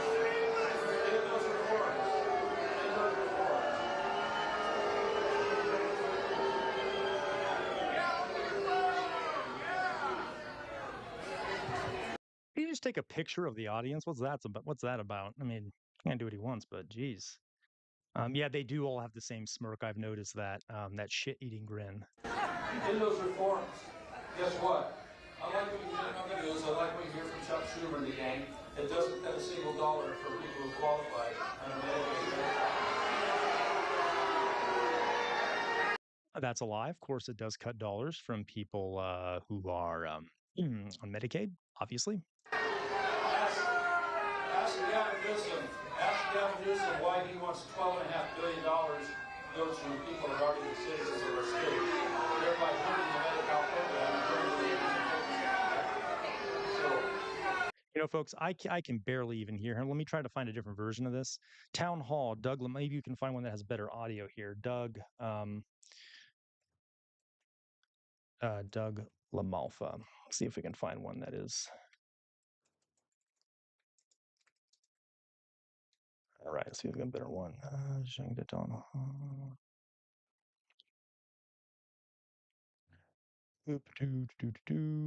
right, there's the one we just saw. Might be that we can't find one that's better than that, but Malfa Town Hall live, I guess I could say. Is this the same one? This might be, Wait. oops, that might be a different one. Okay, give me a moment here, folks. You gotta get this right. Yeah, you're right. He's very yeah, he's very loud. The crowd is very loud, and I highly appreciate it. All right, Lamalfa. It's where I can see it. God, okay, I've seen enough of his scummy face right now. Let's see here. Okay. Town Hall, Doug Lamalfa. All right, that might be the only one we got on here. All right, we will just go back to it. We'll try our best. Hello, you have taken approximately $37,000.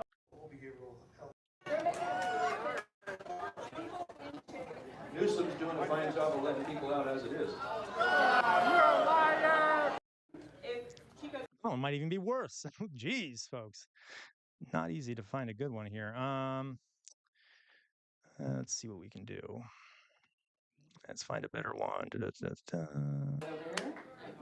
Nope, that's the same one. You have taken approximately. Well,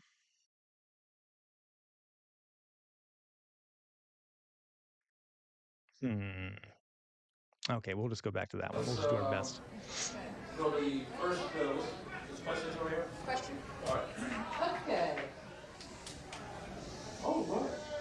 Listen to the silence. Okay, so the way this is going to work well, and the way we're going to get through all of these people, is that you can use your red signs and not waste all their time yelling. So if it's an answer you don't like, it's an answer you don't like, that's okay. Or a question you don't like, that's okay too. Here's that. I get so annoyed with how they down talk adults like that. Like, well, if it's a question you don't like, it's a question you don't like. Yeah, they're adults. They know. They can handle it. They're very upset. Doesn't have to do with them being like incapable of understanding how things like that work. Through it, it'll be 2 minutes over there, so you have 2 comments. There's a question and an answer, back to 2 comments. So you can go to both lines, but I kind of doubt you'll get through both. Okay? Go ahead and do your.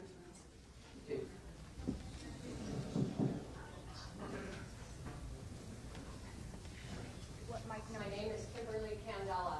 I am one of your constituents. So too are over 10,000 people with intellectual and developmental disabilities, all who live in your district. They rely upon Medicaid, aka Medi-Cal dollars, not just for health care, but for a myriad of supports and services. My brother is one of them.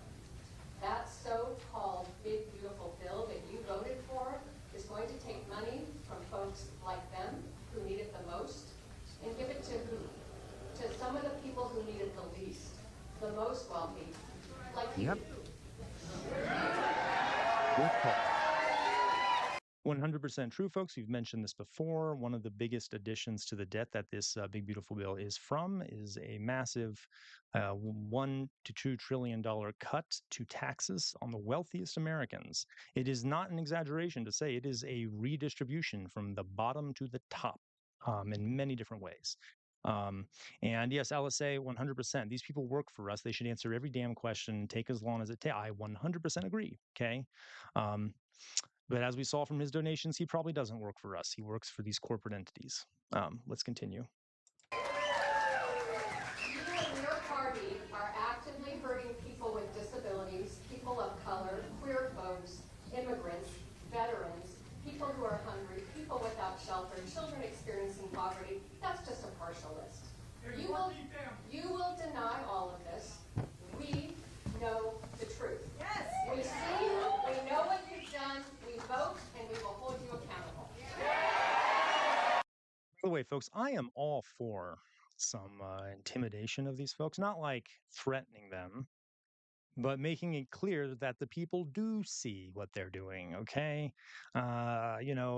make I would say make politicians afraid again, not like physically afraid, but make them understand that the people do see what they're doing. Okay, and we will not forget it. The public should have. I mean, we don't have a long memory, but we should have a very long memory. Um, okay.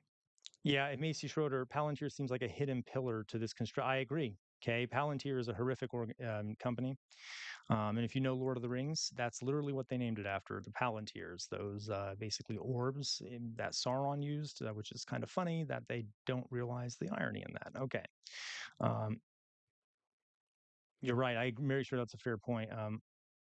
Yeah, absolutely. You're right. So I would say that's an excellent point. I'm glad you reminded me of that. So even if, let's say that there is someone with a disability, it doesn't cut that. The problem is that it does make it harder to be qualified as having a disability. So, for example, ADHD or autism, things like that, it's very hard to qualify for disability. And people with ADHD typically they have a higher turnover rate in jobs because it's just hard for them for a number of reasons, and that will be hard to classify as a disability. So yeah, even if it might not cut people with disabilities, it'll make it almost impossible to be classified as having a disability. So kind of ruins it. Um,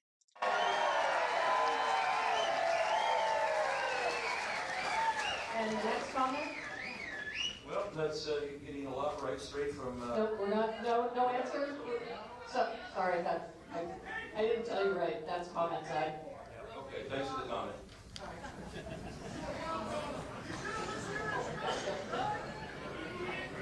Hello, Jim Betancourt. I'm from Glenn County, and I agree with everything that was just shared. Also here, out of concern for America's democracy, it seems that we're becoming more yep, speaking my language, this guy is. Type of government. Autocratic dictatorship.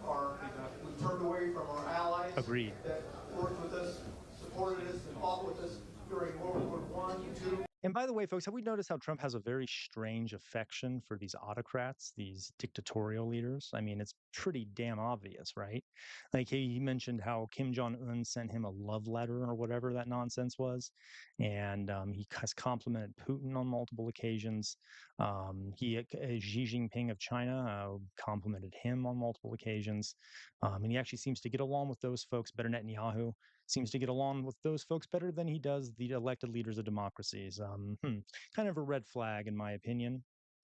Yeah, he loves Putin for some reason. Okay, let's continue. And again, the backbone of our country agrees with what we said, been done, fought for. It seems now that we are aligning with dictators and communists, Putin, Kim Jong-un. Those are the types of allies that the current president is aligning himself with. And unfortunately, that position is, shake your head and deny it, Doug, it's true. It's wrong. It's true. Oh, yes. Thank you. Yeah. Call him out. Don't let him get through with the bullshit, right? Yeah. You shake your head. Anyway, yeah. Okay. We need to maintain the values that are important to this country. Okay, over to the question side. Hi, Vice President Oklahoma. My name is Matthew Hilliard. I'm a child and youth social worker from Siskiyou County. I am very concerned about the implication of the Medicaid cuts in the Trump budget bill and the closure of our rural hospitals and our rural community health clinics. There are at least 6 hospitals in this district that are at risk of closing, including yeah. Now, folks, I just want to you got to remember what Long Beach Dragon was saying. This is a very rural district, very low. Yeah, that we don't have like a this. His district has a lot of people who are low income, and he is perfectly willing to sign a bill that will probably shut down a lot of the hospitals in that district. that might be the money talking that he's being donated to, but it's pretty horrific. Yeah, I know, Alice. I do apologize. I know this is not the best version of it. I cannot find a better one, but yeah. Here we go. Marika, in Siskiyou as well as throughout the district, these facilities are vital to our disabled and our working class people. How could you support a bill that is going to devastate our already fragile infrastructure?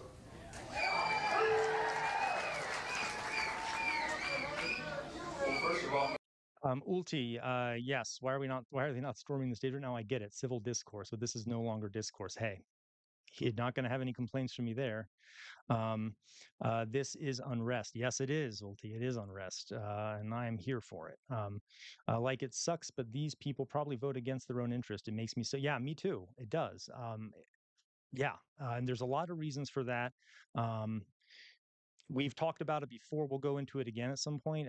They're not given, first of all, they're not given good options. Okay, you can vote the Republican or the Democrat. Um, there's a lot of other things too going on, but yeah, yeah, real life cat DJ, yeah, BPD especially is very often blown off by people. Okay, um, yeah, that's a bit for those. That's a borderline personality disorder for folks that don't know. Um, it's not what you know, it's who you know, 100%. Okay. Well, so when it comes to power and politics, a lot of times it's who you know, not what you know. And that's, a lot of these folks are pretty incompetent. We got to be honest with ourselves, right? Think of Marjorie Taylor Greene or even Donald Trump. They say some things that are just absolutely batshit crazy or just completely factually wrong, but they have the power anyway because our system is not built on what you know. It's built on how much money you have right now to spend. Okay. Two things I wish we could import from U.S. vice presidential debate and town hall. Yep, I would agree with you, Toya. I do like that sort of aspect of American democracy. Now, I will say recently there have been a lot of politicians refusing to do these things, and I actually read briefly before the stream that this gentleman here, Doug LaMalfa, I think this is the first time he's done a town hall in something like 6 years. I mean, I feel like that's just anti-democratic, right? But I totally agree. Uh, Toya. Okay. Yeah, I said earlier, people need to learn to advocate for their best interests. Workers' rights, higher minimum wage. These corporations don't care about you 100%, Alan W. And we need to scream that from the rooftops.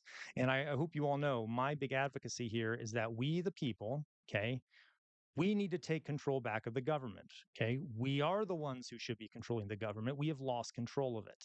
It should be something that represents us. It should have our interests in mind. It does not. If it were a real democracy, it would. Okay. The people need to retake control of the government. Okay. Lombat preach at Macy Sure. Yes. Okay. And Macy's had a lot of good ones today. Very good ones today. The vice president should have more power than the president. Yeah. Okay, I used to work at Max Security Mental Hospital. People don't understand the severity of every mental disorder in the spectrum. Yeah. 100 you know what LT, that's a really good point to emphasize. There is a lot of times when we get into debates about crime, the issue of mental health comes up, and I want to make it clear that the vast majority of people with mental health do not commit crimes. Okay. uh just because you have a mental health condition does not make you more dangerous. Nothing like that. Now, it does change if you have a drug addiction and you have a mental health issue. There are some stats that show that does increase the likelihood, but again, that is only some people. So mental health does not equate to danger. It does not equate to that. All right, and we have a mental health crisis in this country. More people than ever have been diagnosed with depression and anxiety. So it's amongst other things, it's a really big issue right now, and hopefully we can talk about that more sometime. Fight them for refusing. I agree. Fight them for lying. We were so freaking close at getting rid of stigmas towards. I totally agree, Oldie. I totally agree. Um, and by the way, part of that issue with the debate surrounding mental health is that no one wants to talk about the gun issue.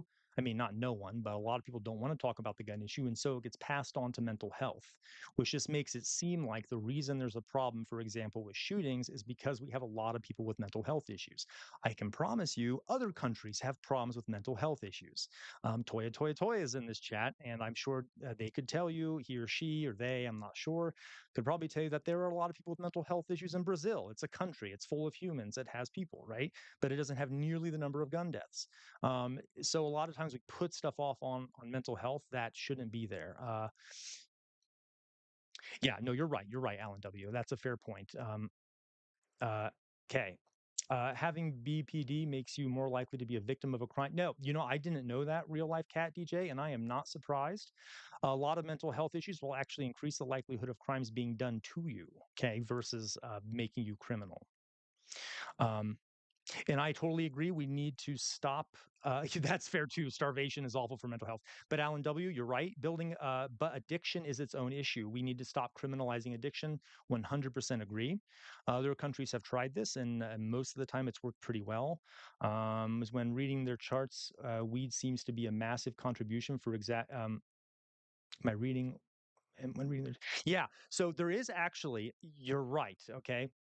So there are some studies that show that marijuana can sort of uncover mental health in people by sort of triggering that mental health issue, but it's always there prior. Okay, and we should also point out that alcohol absolutely does the same thing. So it's not specifically marijuana that's an issue with. I mean, alcohol can massively exacerbate mental health issues too. Okay, let's continue, folks. Such bill passed, we are trying to support rural health care, and our Hey guys, this is the thing. If we're going to spend the next hour just yelling over Oh God, here we go. Here's the condescension. Okay, here we go. each other, then there's no point in all these people standing here. So let him answer. He took the time to stand here and ask a question. Let him. Oh, he's such a martyr, isn't he, folks? Oh, he just took the time to stand before the peasants, right? And pour his love upon them and whatever. Okay, you just disgusting. His answer. We've been working very hard to help our rural hospitals as far as there's an element of the reconciliation bill that has $50 billion directly to aid difficulty rural hospitals. Now, the bureaucracy involved sometimes. So we're trying to help the Glenn Medical Center, for example, who ran into a problem when the last end of the Biden administration, they're trying to. Oh, here we go. Here we go, folks. Again, let's like the last one. Let's talk about Biden. Let's talk about Obama. Let's go back to King George. Let's go back to Hammurabi. Why don't we talk? I mean, okay.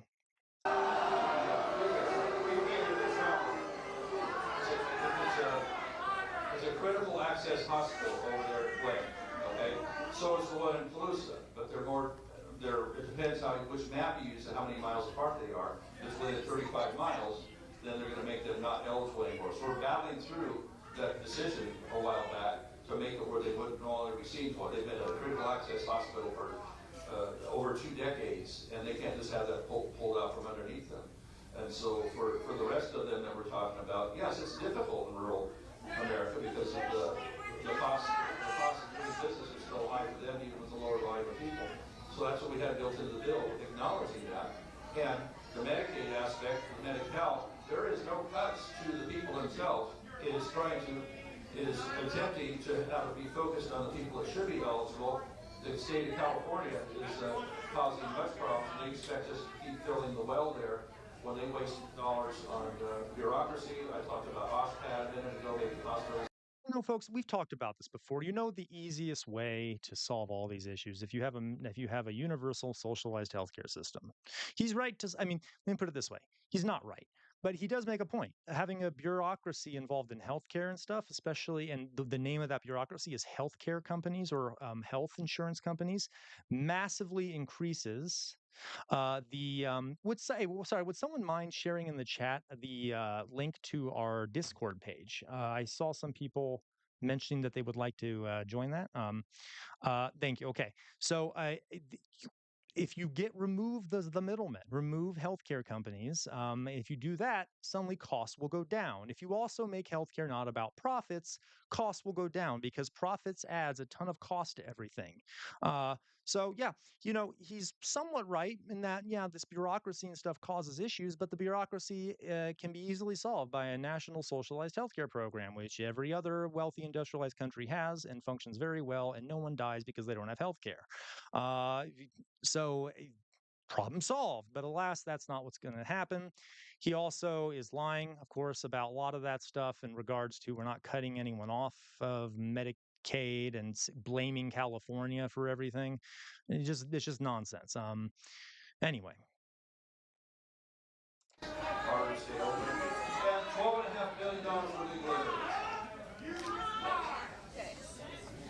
over to your side.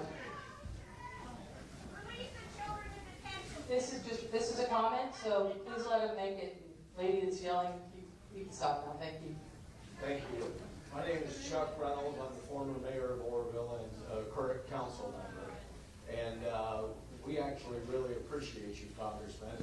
Oh God, okay, here we have a bootlicker. But anyway, so real fast, LSA says, I guarantee he is taking more from us than the supposed 28-year-old gamer on Medicaid. Yeah, absolutely. And as I said before, folks, I don't give a shit. Let's say there's this person out there, this mythical person that's, quote unquote lazy. Okay, now I don't think that, but you know the language that's used and they're not working. You still deserve health care. It should be a human right. And if you want to go back to work, how can you do that if you're sick or you have cancer?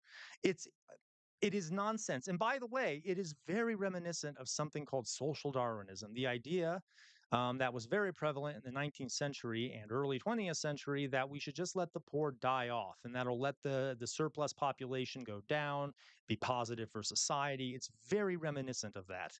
And it's very disturbing to me that you would think Ulti, you know what? Let me figure that. I'll figure it out. If you just, my name on Discord is at CasualRevolt.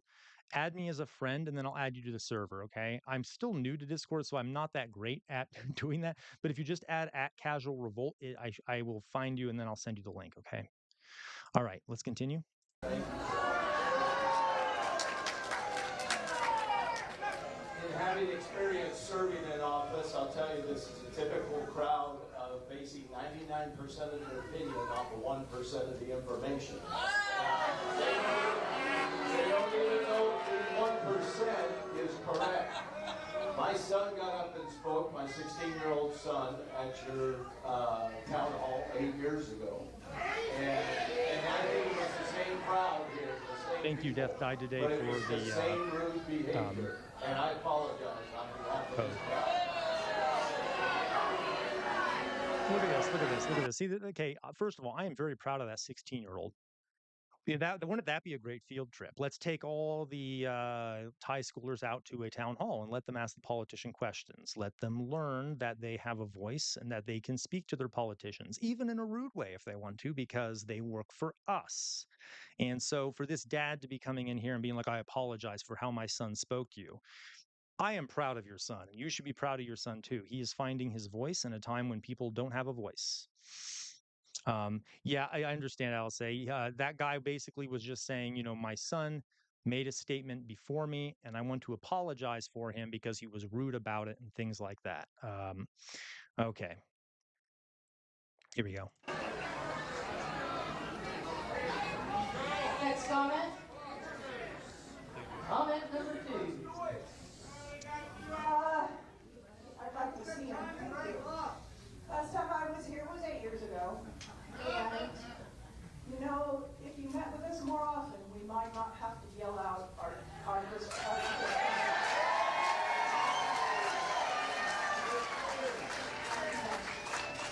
I have actually read the 900-page bill. So not to say I get my information from Fox News, and I encourage you to read it. Because I love that one. the most important, there's so many important things to say, but to me right now, I don't know how well you know your history, but you have taken money out of poor people's pockets and bought Gestapos. We have Gestapos arresting American citizens without due process. You need to stop that.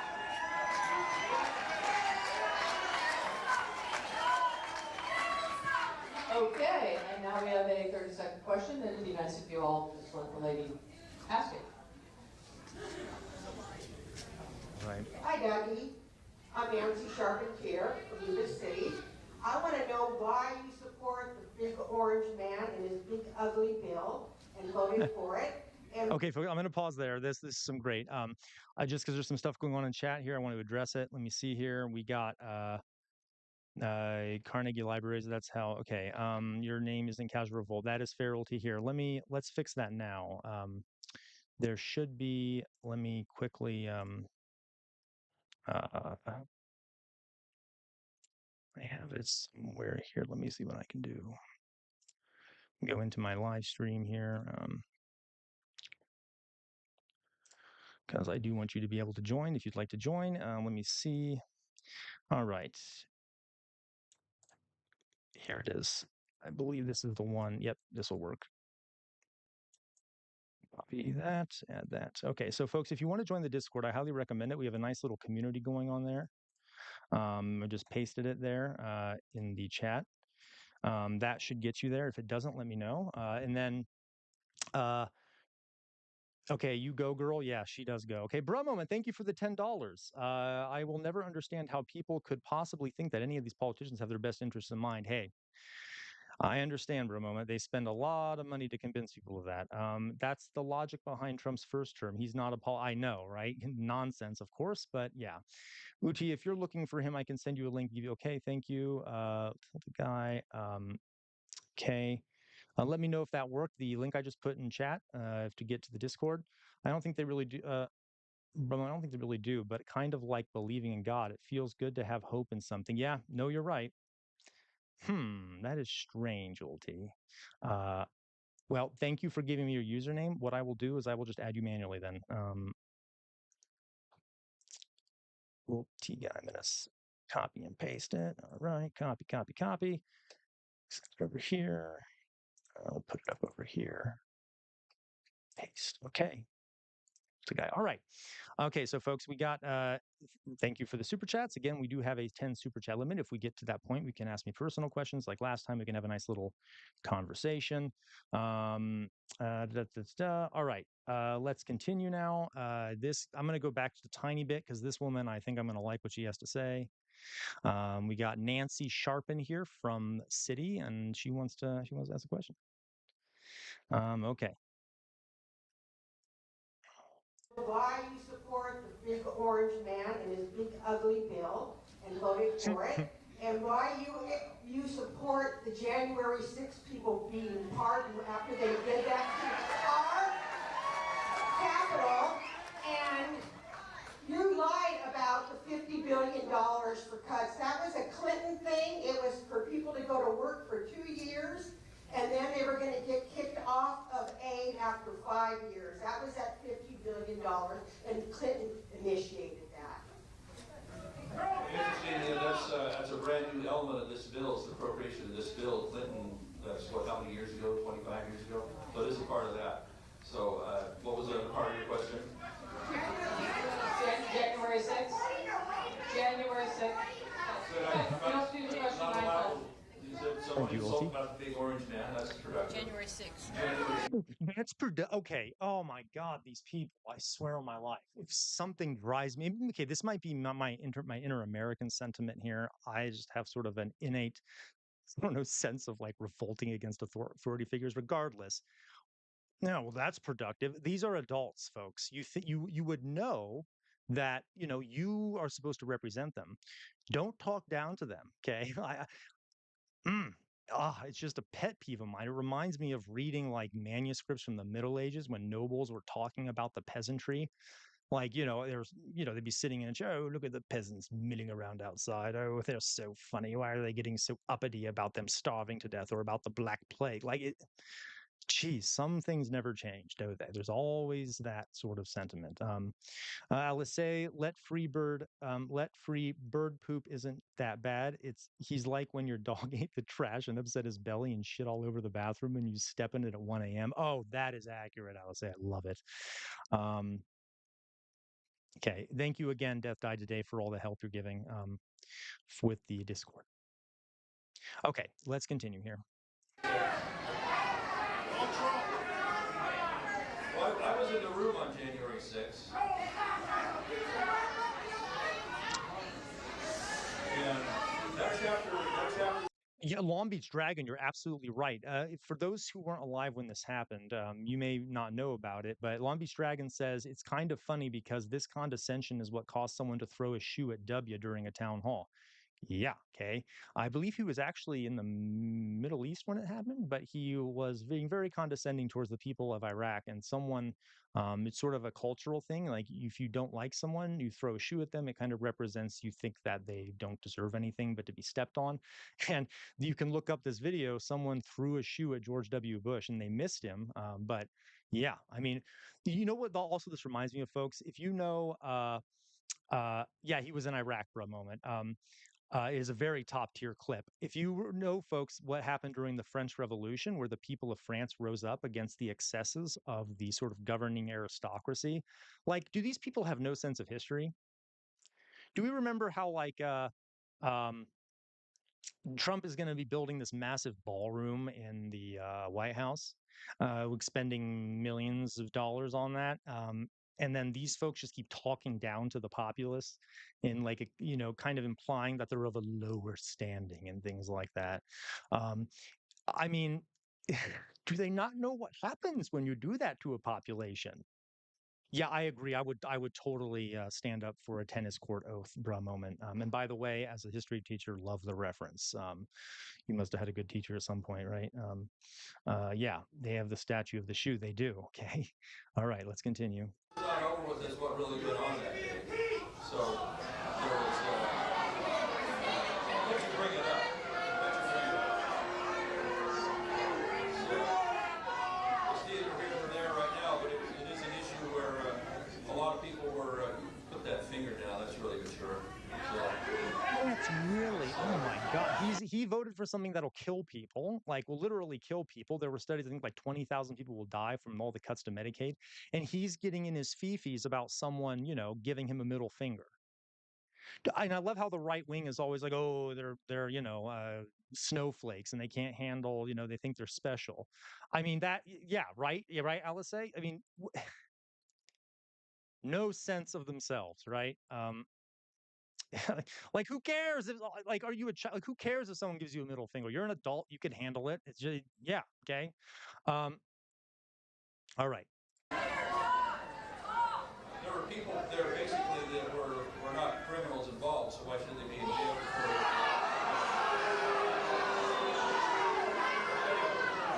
Okay, so let's say that's true. And, theoretically, yeah, some of the people on January 6th were not criminals. Some of them literally walked to the Capitol and didn't engage in violence. Okay. Um, so why did the president that you support so much literally do a blanket pardon of all of them? He didn't even differentiate. Even pardoned the ones who beat police officers and such. Um, so you're right, Long Beach Dragon. So dramatic. He's like, gosh, yeah. And over to the comments. There you go.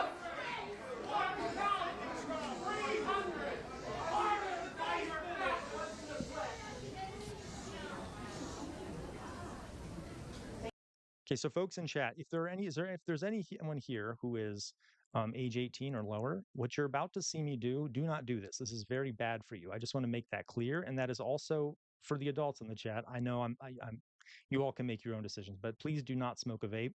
It is very bad for you. Okay, you're going to see me do it. I know I need to stop. It helps me with anxiety and such. That's not an excuse, but I just want to make it clear. Do not do what I do. Do what I say, not what I do. Okay. Thank you, Congressman Bevelmouth, for being here today. My name is Katie Hawley. I am Chico City Council representative. Thank you on behalf of my constituents for being here. I think it's really important that our elected officials are as public faces. Oh, apparently I'm not on screen anymore. Let me see what I can do. Might be an issue here with my camera. Oh, yes, there is. Give me a second, folks. I need to quickly fix something. It's okay. I can still talk, but I'm going to. I need a cord real fast. It looks like something died on me. Give me a second.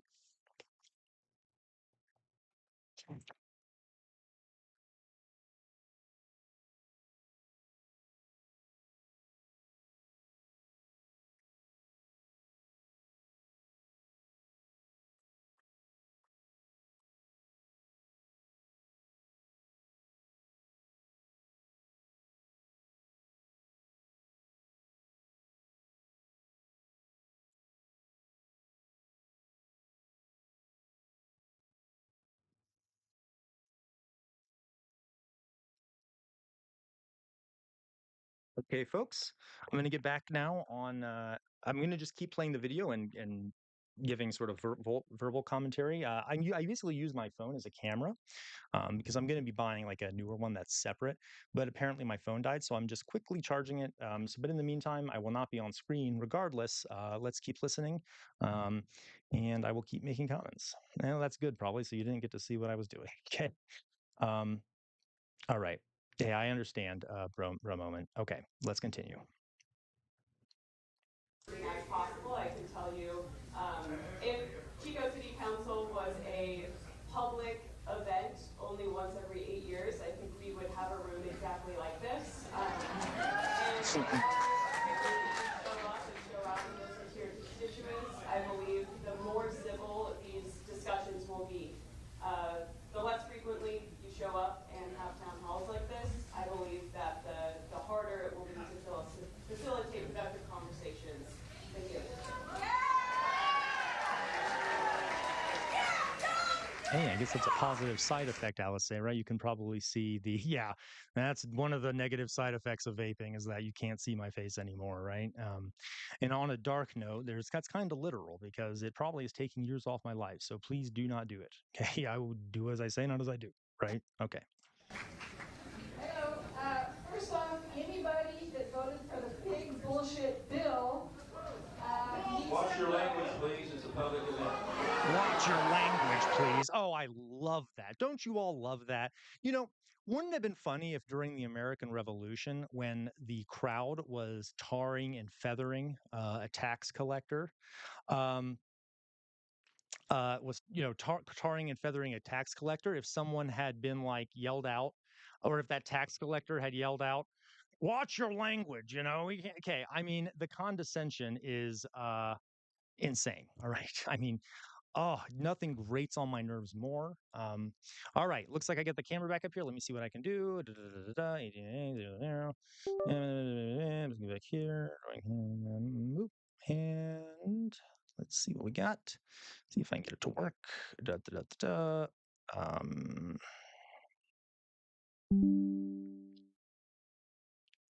oh, yeah, all right, well, maybe it needs to charge a little bit more. We'll let it charge a little bit more. Okay. All right, going to continue now, folks. See what we got. On the live stream here. Right. How can I watch my language? I can be mindful of it, but I can't see it. Condescension goes both ways. Yeah. Okay. Too late, friends. Yeah. Okay. Can't see it. Da, da, da, da. I know what's happening now with basketball. Okay. I thought you did it so we could see subtitles. What did Long Beach Dragon say here? How can I watch? Oh, yeah, yes. Hey, Long Beach Dragon, you're speaking. I know you were a teacher, right? Watch your language. Yeah, you can't actually see your language.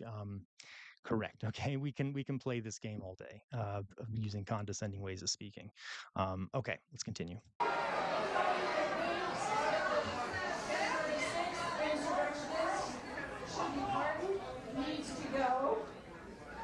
Anybody that approves that ICE should just be snatching people off the street without due process of law needs to go.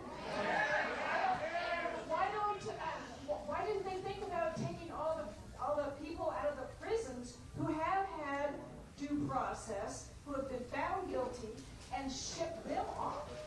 They're making a profit off the people in jail. Newsom's doing a fine job of letting people out as it is. Here we go. We're back, folks. Hope you can see my face now. Just to go. He needs to go. Everybody, kick him out. Okay, we have a question on this side. Oh, Yes. hold on, I'll start. You start. Good? My name is Brian Migalski. As a disabled veteran with PTSD, I was referred to mental health support and community care because there are no openings for a therapist at Chico VA. I was then unable to find a therapist in our community that accepted community care and who supported a deal, was equipped to deal with veteran trauma. My community care takes me to Santa Fe once a week to see a therapist there. Since then, Beach Dragon, I did not see that. Did he really mouth back "fu"? That's hilarious to me. I mean, the man. We all know the hypocrisy. Okay, we see it. These people, I love them to death. Let's see what they got. Since the new administration, the whole behavioral health team has quit at the Chico VA. Veterans can be hard to treat. Mm-hmm. I'm gonna be another 20 seconds, please, thank you. And people tend to give up on us because they don't understand how to address our unique challenges. This is regarding the privatization of the VA. Yep, they are privatizing the VA. At least they're largely how are doing you that. going to ensure that there are professionals here equipped to treat us with the impact? Which, by the way, folks, real fast, I'm going to pause it. No. Yeah, good question. What the guy's asking, he is talking about, having trouble getting treatment as a veteran.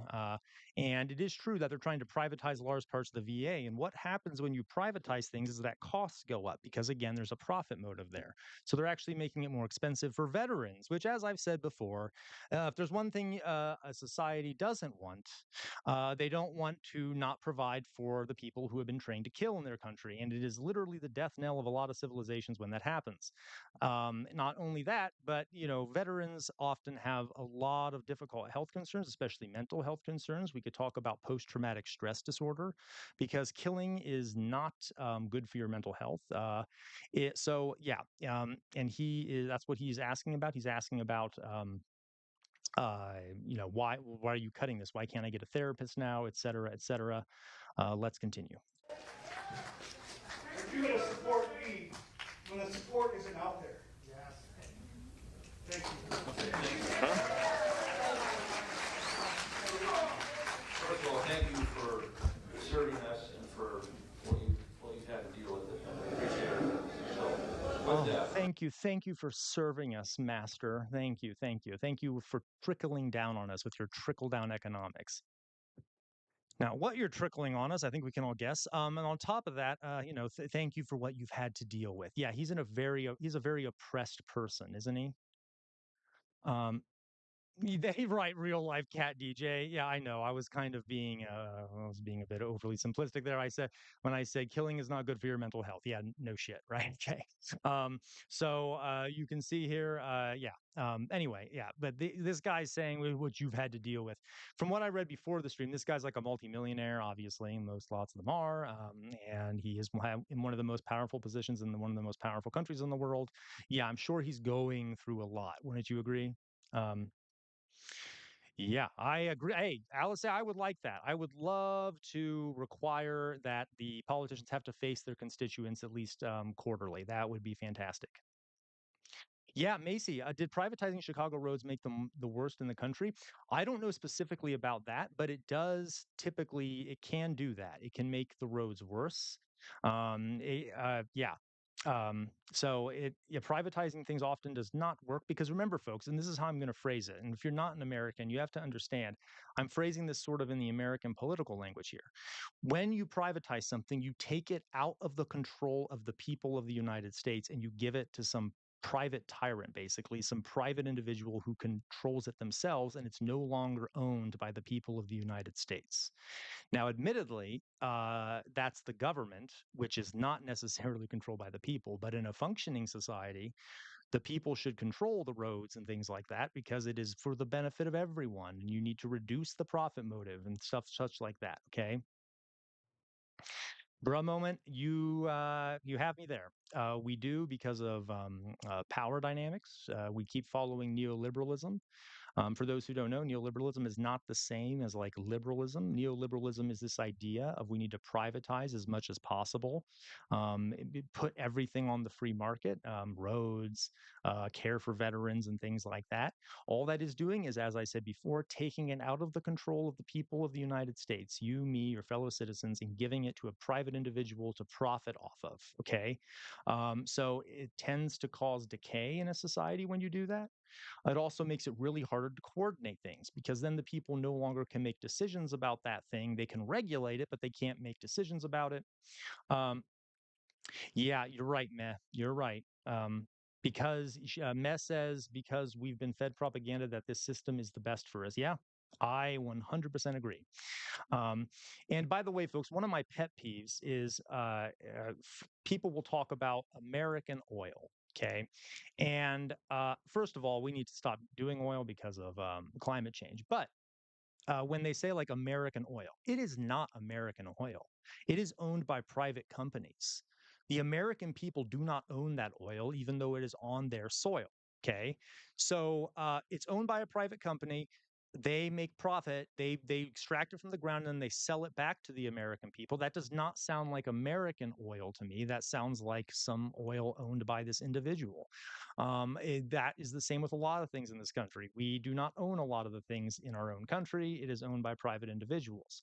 Yes, some of my socialism is coming out with me saying this, but there are very high functioning countries in Europe, in like, for example, Scandinavia, where they have some parts of their economy that are owned by the people. And those countries are the happiest countries in the world.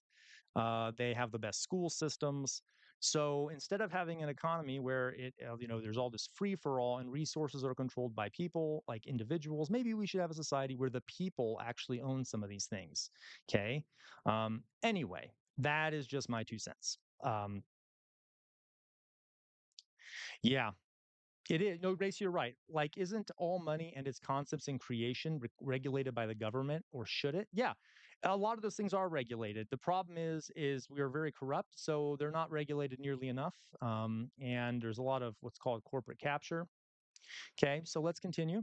And the lady right there holding the mic, we've done plenty of battle trying to have the VA be accountable to people and answer their questions and get their appointments and not cancel their appointments, all these things. The Chico VA, we've actually had some direct issues recently on how it's operating. Not all, there's a lot of great people there, but there's also a couple bad apples. That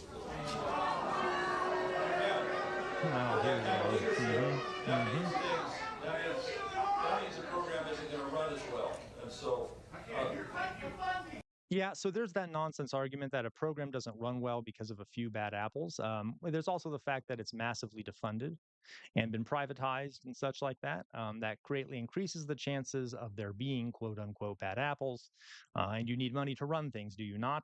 Yeah, that's one of the things that the right wing likes to do when they're in office. They will defund things, privatize them, and then the next election season, they will blame that section of the government and say it's corrupt and it's not functioning, even though they're the ones that defunded it and made it non-functioning. You're totally right, Death Died Today. Every systemic issue is just a few bad apples. Correct. Okay, that's a very common talking point. Admittedly, that does happen, right? Every system it has corruption in it. Even if you had like government ownership, for example, of gas, there would be corruption. But it's a matter of which kind. I mean, that we could help alleviate that. And there's corruption as it is now. So yeah. All right. And for Macy Schroeder, you say gas strike. Hey, I'd be all for that. I don't know if you guys know this, but during COVID, when everything shut down, all these studies show that the air suddenly became extremely clean because there were not as many emissions going out. Yep, real life cat DJ, austerity is self-perpetuating. Okay. Let's continue. The cost. I would like to hear this answer, please. Thank you. VA, thank you.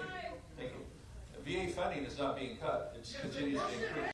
Oh, sorry. I know I keep pausing here. Meh, you said, I'm sure there were a few nice aristocrats too, but that doesn't make the system correct. Oh, absolutely. And I can use an American example. I've actually heard right wingers say this. Well, not all the slave owners were bad people, right? Some of them were very nice to their slaves. Okay, well, that's cute. That's nice. Doesn't matter. Okay, I don't care. The system is horrific. It doesn't matter that there are there are a few good slave owners. Is that even a thing? Yeah. You're absolutely right, Macy Schroeder. Yep. So we want the dollars to get where they're going to be helpful. And so for what you're talking about, the mental health program, you shouldn't have to be going all the way to Stanford or Fell for one. That's crazy. And so our veterans need to have more choices involved. That's why, yes, and having to load up on a bus at 4 a.m. if you're up in Wairika or what have you to go down and find out once in a while maybe your appointment's been canceled. There's no accountability there. We've done a lot of work trying to make the VA VA centers much more accountable and nice to the veterans, for example. Okay, good, good. Well, I can't answer all your question on this specifically. Please work with us, and we will work on that. But the bottom line, what you're talking about, we want. You all remember Deb, or I think was it Deb from the last stream where the politician Mike Flood would always be like, "Well, you know, go talk to Deb, go talk to Deb, go talk to Deb." This guy really needs a Deb in his life, doesn't he? He's like, "Well, you know, we'll help you with that. You know, what is that? He needs some woman to exploit the labor of, right, in order to do this. I'm joking, right? I'm just saying. At least the other guy did have someone to send these people to. Okay. Basically, it comes down to federal dollars being effective to getting to where it needs to be. That's what we're after. We want to have. The Pentagon, so much money and more veterans. I'm out. All right. All right. Yeah, Long Beach Dragon, totally right. Yeah, there were good people on both sides during the Charlottesville rally and the Nazis that were there.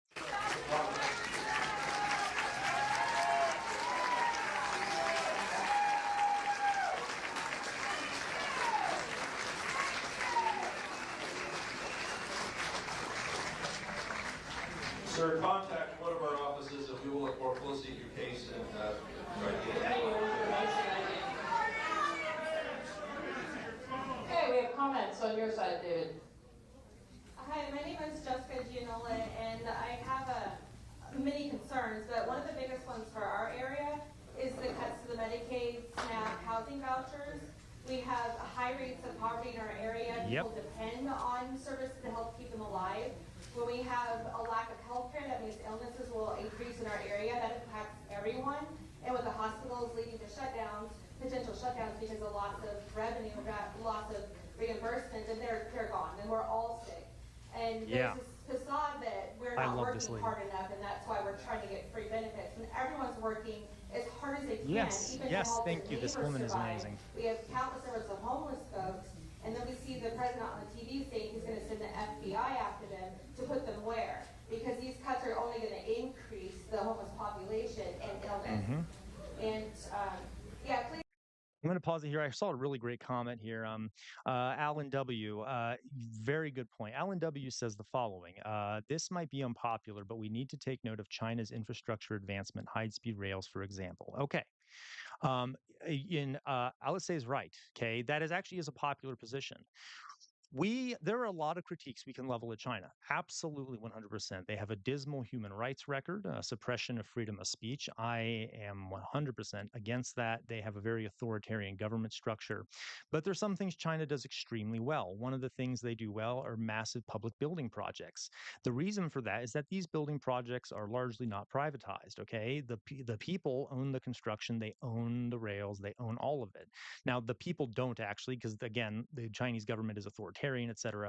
But in theory, they're owned by the government, so they can do these big projects. And China is one of the most successful countries when it comes to pulling people out of poverty and things like that. Now, I am not advocating for a China-like system here. Okay, obviously there are horrific, again, human rights abuses in China, including right now with the Uyghur Muslims being basically put into re-education camps, concentration camps. But there are some things from China that they do very well. And that is a very good point. And remember, we are one of the, if not the wealthiest country in human history. If we wanted to, folks, we could easily have the best high-speed rail, the most modern infrastructure, the best healthcare. Easily. We have the wealth, we have the knowledge, we can do all of it. But we are being kneecapped by a corrupt system, and the people aren't able to accomplish these things for the benefit of all. Okay, it's a very big problem. Matt, I agree with you. Okay, yeah, I should be a bit more nuanced about that. High-speed rail is just a marketing ploy, yeah, in a lot of ways it is, but better infrastructure generally. Alan, not unpopular, yeah. Okay. Yep, we shouldn't. You know what, Alice? I think most people here would agree with that. We shouldn't have to work hard to stay alive. We should not have to work hard to stay alive. Couldn't agree more. Okay, labor will have to happen. in any sort of society, hunter gatherers, even. So, hunter gatherers, human beings were hunter gatherers for most of humanity's existence. We actually work more than hunter gatherers did, and they survived perfectly fine. They had much more time off. They could spend time with family and such. But modern industrial capitalist society, we spend so much time working. It kind of feels, and I'm sure a lot of you would agree, that we are doomed to work every day and then we die. And especially in America, we work far more, less time off, no health care. Okay. Um, Yeah, I know, real life cat DJ. I don't want to say that out loud, but I know Hassan has some things that he says about China. Now, I do not approve of the sort of propagandistic way in which he does that. But just factually speaking, there are some things about China's governing or how they do projects and stuff that have been working. That does not mean I am a supporter of the Chinese government in any way. Yeah. I am also a liberal, so I may be socialist, but I'm a liberal. That means I believe in freedom and free speech, and that everyone should be able to say what they want. And um, yeah, China does not go that way. Um, all right, New York City, Long Beach Dragon, New York City should be an example for this. In a 5-year period, 12 hospitals shut down due to funding cuts and shortfalls. Yeah, yep, um, yeah. Respect existence or expect resistance. Absolutely. Yeah. Okay. All right. Let's continue, folks. Oh, and by the way, that's a good point. Winter was a creative off season, says Macy Schroeder. 100%. And by the way, folks, in countries where you see people working less than we do, it's actually good for the economy. You know why? Because if people have much more vacation time, a lot of them will start small businesses. They'll start working on little craft stores, their own little businesses. They might start baking, and you start growing a small business economy in that time that people have off. People have a natural tendency to want to work towards things and to build their lives and stuff.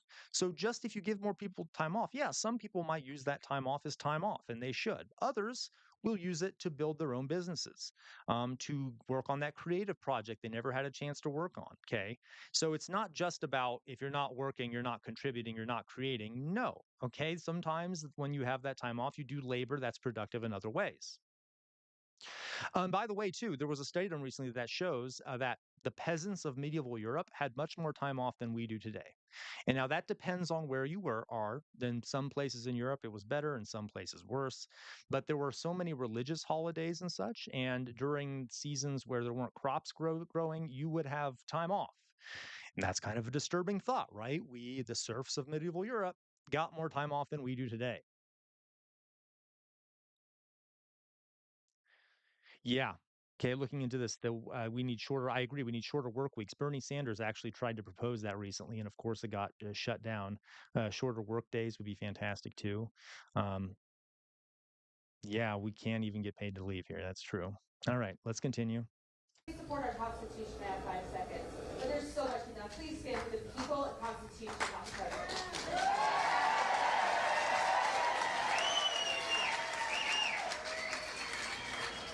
Next comment?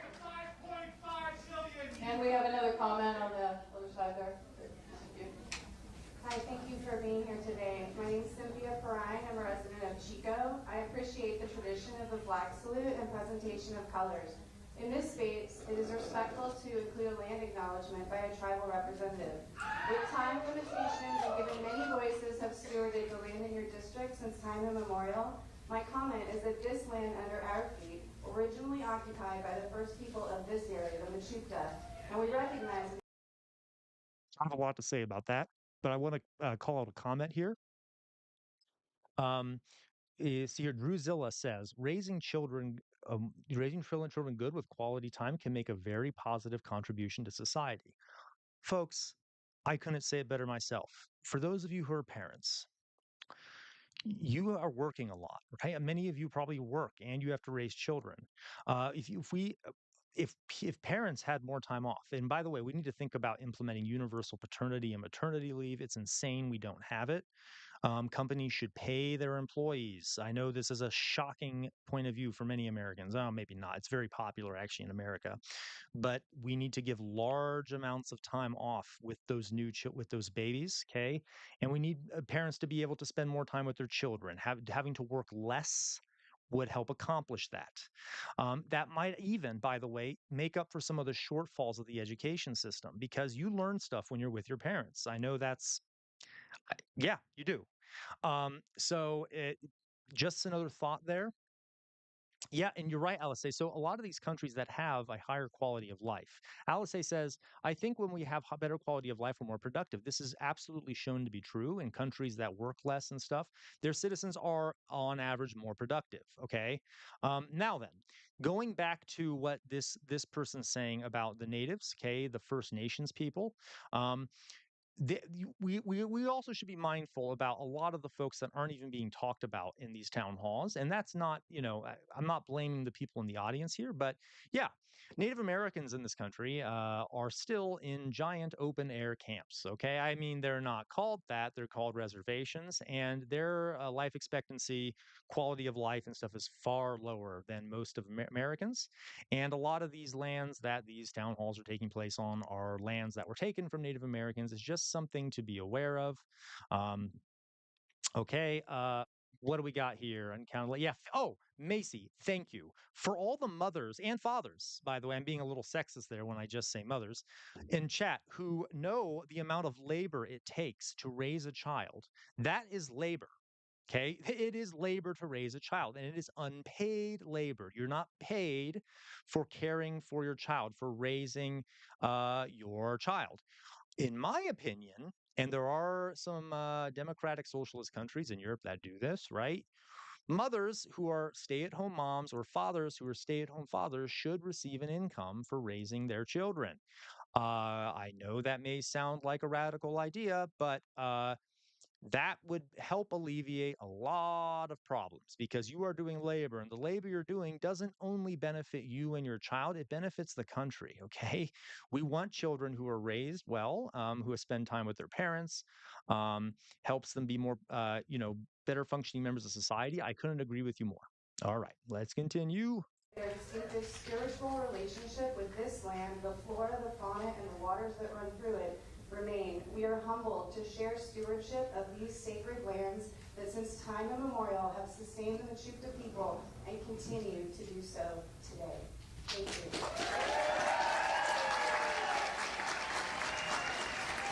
Okay, we have a question on our side. Hello, folks. My name is Mark Daly. I'm a staunch Democrat.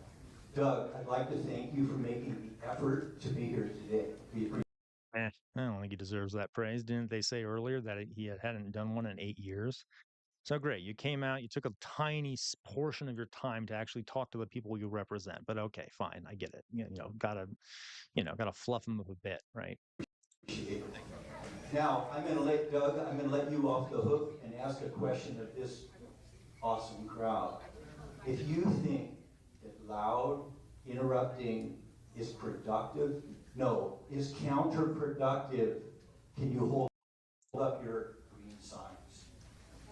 All right, this guy is completely missing the point here.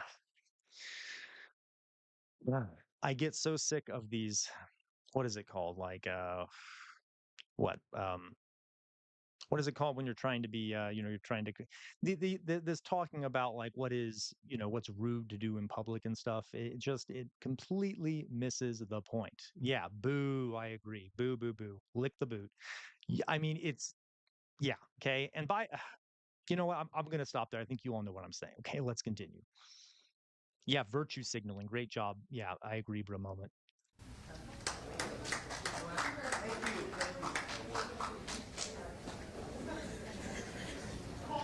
Thank you, sir. I appreciate that. Thank you. A civil discussion goes a lot farther towards getting resolved. And we have, this is that time. So when even previous town halls that have been raucous, we have pulled things from that we've actually put in as part of elements of bills that come to our attention on our rules. So a productive conversation helps us to shape the legislation And that has come from town hall Oh before. God. And so whether we do them like this, whether we do them like this, or the telephone town halls that we have frequently as well. We do want to hear from you.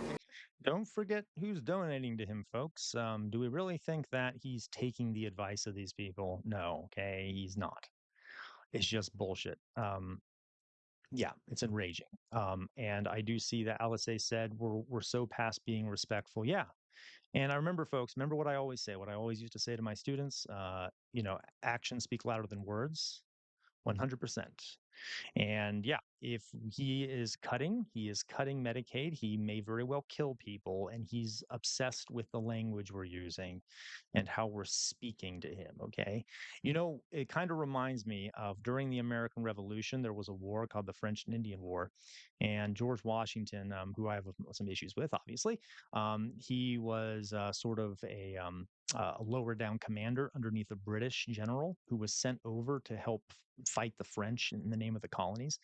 And George Washington tried to explain to this general, like, that you're going to lose these battles because you don't know how to fight over here. And that general was like, oh, look at these colonials. They don't know what they're talking about. They're peasants and da da da da da. They're so rude. And guess what? He marched his army into the forest and it was quickly wiped out. And he was shot and killed. Oops. So maybe you should get over that so-called civility politics and think about what is actually being said. Okay. For those who are interested, that was called Braddock's defeat, and it happened. So.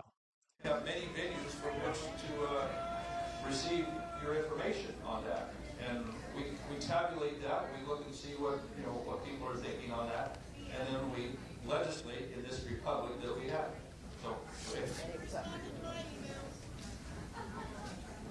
I'm Jennifer Teague from Chico. As you know, one of the duties of Congress is to provide governmental oversight to ensure that no one branch of government abuses power.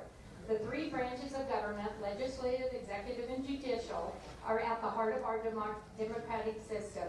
It was designed to prevent concentration of power in any one branch. I'm concerned that the Republican Congress is no longer doing their job of overseeing the abuse of the executive branch. This president is not working for the American people, but is seeking revenge, power, and financial gain for himself. He allowed DOGE to cut departments and agencies that have been approved in serving Americans and our friends as a... All right. So I got a chat here. Akiva. Yes, I am very disappointed too. I've loved having all of you in class. Okay. I'm sorry I won't be seeing you again. Um, yeah, great student, by the way. Yeah, and I am I'm very sad about this too. I really am. Uh, that hey, it's okay, Akiva. You do not. It is not you. All right. Obviously, no need to apologize. Just keep learning, okay? And never forget to think for yourself. And I know you, especially, Akiva, will. All right. So please never forget that. All right. Okay. We will continue. Beacon of hope and trust. He has allowed a chainsaw instead of a surgical knife to cut those services. He uses keywords like climate change, diversity, equity, inclusion, DEI, social. Anyway, I'm sorry, they're cutting me off, but in revenge for the criminal acts of the president, he has fired seasoned nonpartisan government employees for merely having any association to one of those words or with one of his criminal acts like January 6th. I ask you to please take your job seriously and stop this president's acts of destruction and to our democracy and the enriching of its wealth. One last thing, I wanted to thank you. Okay, I can't tell you the thing. This lady, 100%. Okay. Oh, she speaks my language here. Yeah, we're seeing the massive erosion of American democracy. And yeah, we all know. I've said it multiple times. It is Yeah, what's left of the American democracy is being massively eroded. It is very disturbing to see. We're seeing something. We're seeing a lot of concentration of power in the hands of the executive branch. Um, uh, it's not. Yeah, it's rather terrifying. Maybe at some point I will talk about the unitary executive theory, which a lot of these folks do believe in. It is the idea that the president should basically have unlimited power, which there's another term for that. It's dictatorship. Okay. Um, yeah. So just something to be aware of. Yeah, and she's completely right. Okay, here we have the next lady with a question. Hi, thank you, sir, for being here. My name is Sherry Foley from Chico, and I am a retired Air Force veteran, disabled. My question, or the context is very much like that woman was just talking about, in that if I, as a military person, had done an iota of what Donald Trump has done against the Constitution of the United States, I would have been court-martialed. So That's actually, she's making a good point here, and I will point out. Yeah, exactly, bro. Moment. They view it as they try to use that part of the Constitution, even though the founding fathers made it very clear that the president was to have limits on their authority. And yeah, the unitary executive will I'll perhaps do a stream on it at some point. Um, and also, another point here, the U.S. military actually takes an oath to the Constitution. They do not fight for the president, okay? Yes, the president is the commander in chief, and they take an oath to listening to the commander in chief, but they take an oath to the Constitution. This is actually a positive thing for the United States, obviously. There are other issues here, but that is a very, yeah, it's an interesting point. Anyway. so my question to you is, what are you doing to maintain that separation of power between the Supreme Court, Congress, and the White House?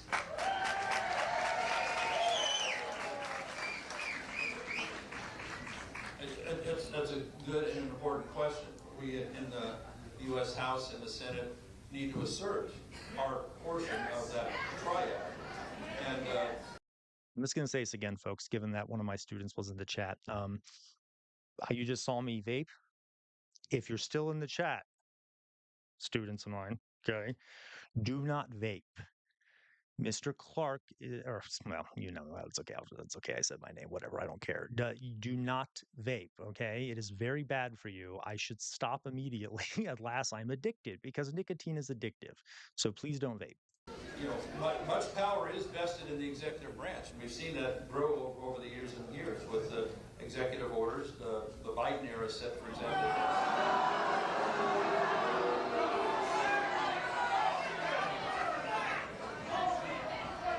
A record for executive orders that we're not even sure he had a chance to sign himself.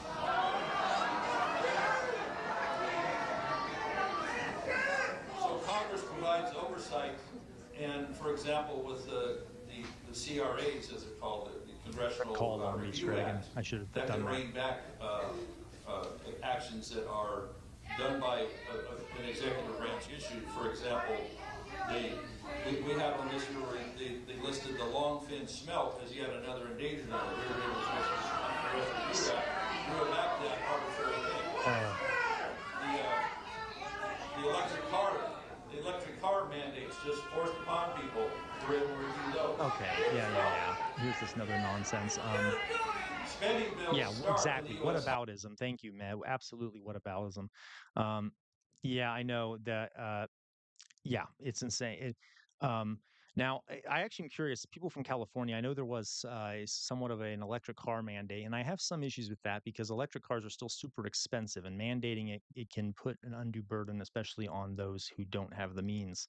I don't know enough about it, but yeah, we all know the real reason they don't, some of these folks don't like electric cars, partially because they're being funded by the oil and gas industry and such. Yeah, and you're right. The whole thing, they always mention Biden, Biden. What about Biden? What about Obama? Blah, blah, blah, blah, blah. Okay, it's infuriating. Folks, what we're going to do here, I'm going to probably stream for about 5 more minutes, and then I am hungry. I got some biological needs coming, so I'll stream for 5 more minutes, and then I will go back. I will take a break from it, okay, and go eat. But for now, 5 more minutes of this. Um, Let me see. I got some good chats here. The crowd quiets down for questions, but not for answers. Says a lot about who they respect and who they don't. Absolutely, Death died today. 100% agreed. A Long Beach Dragon. It was about sale production, not applicable. Okay, that is fair. Long Beach Dragon. I should know more about that before I speak about it. Arena. I'm gonna miss you too. All right. I I want continue to think for yourself. I know you will. All right. I loved all of you to death. Yeah, I love all of you. Okay. So just keep up what you're doing. I know. Oh, I know, Rena. Don't, please don't take it as personal thing, right? I would stay if I could. Um, yeah, no, I agree. Okay. But on that note, yeah, I understand. Um, Not much more I can say about that. Um, it seems like uh okay, folks. Looks like several of my students have come into the stream. Okay. Folks, all my students that are in the stream, do not vape. Okay. I'm demanding this now. Okay.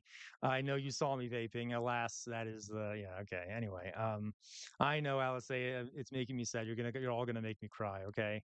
Um, hit the pendulum. Okay. Um, I know. Well, thank you, Alice. I tried to be. I could have been better some points. I guess that's the case with all teachers. Um, yeah, it's a little secret reunion here.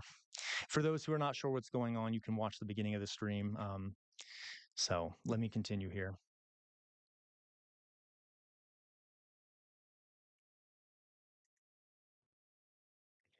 Um, I will say it is not okay, bruh moment, and you're right. I know someone mentioned about Benjamin. It is not. This is not a weed vape. Okay, this is just a tobacco vape.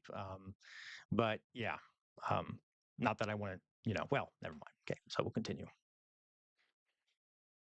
House. So whatever the White House, whoever's running it, wants, it still has to start with the U.S. House of Representatives, those that are closest to the people.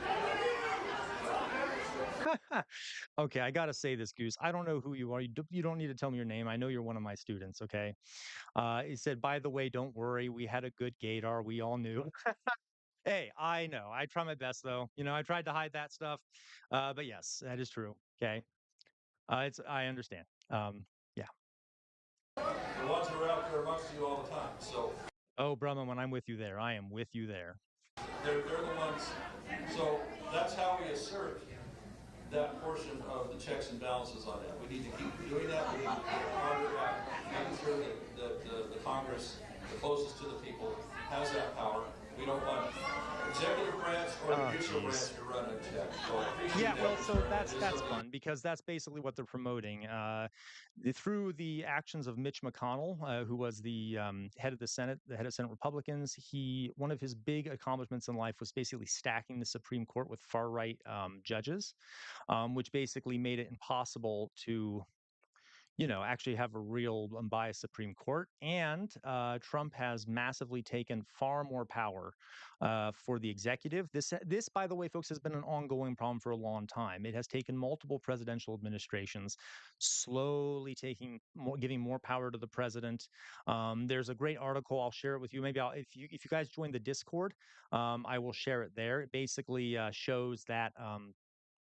Talks about the imperial presidency, how the president has been gaining more and more power over the time to the point where there's not many checks and balances there anymore. So it's pretty bad. All right, let's continue. I'm going to get almost done here. Definitely on our conscience as we have the oversight committee hearings and the way we legislate. Thank you. We have a comment on the other side. Thank you so much for being here today. I really appreciate you taking time out of your schedule to be here. My name is Sierra Haskins, and I am a small business owner here in town.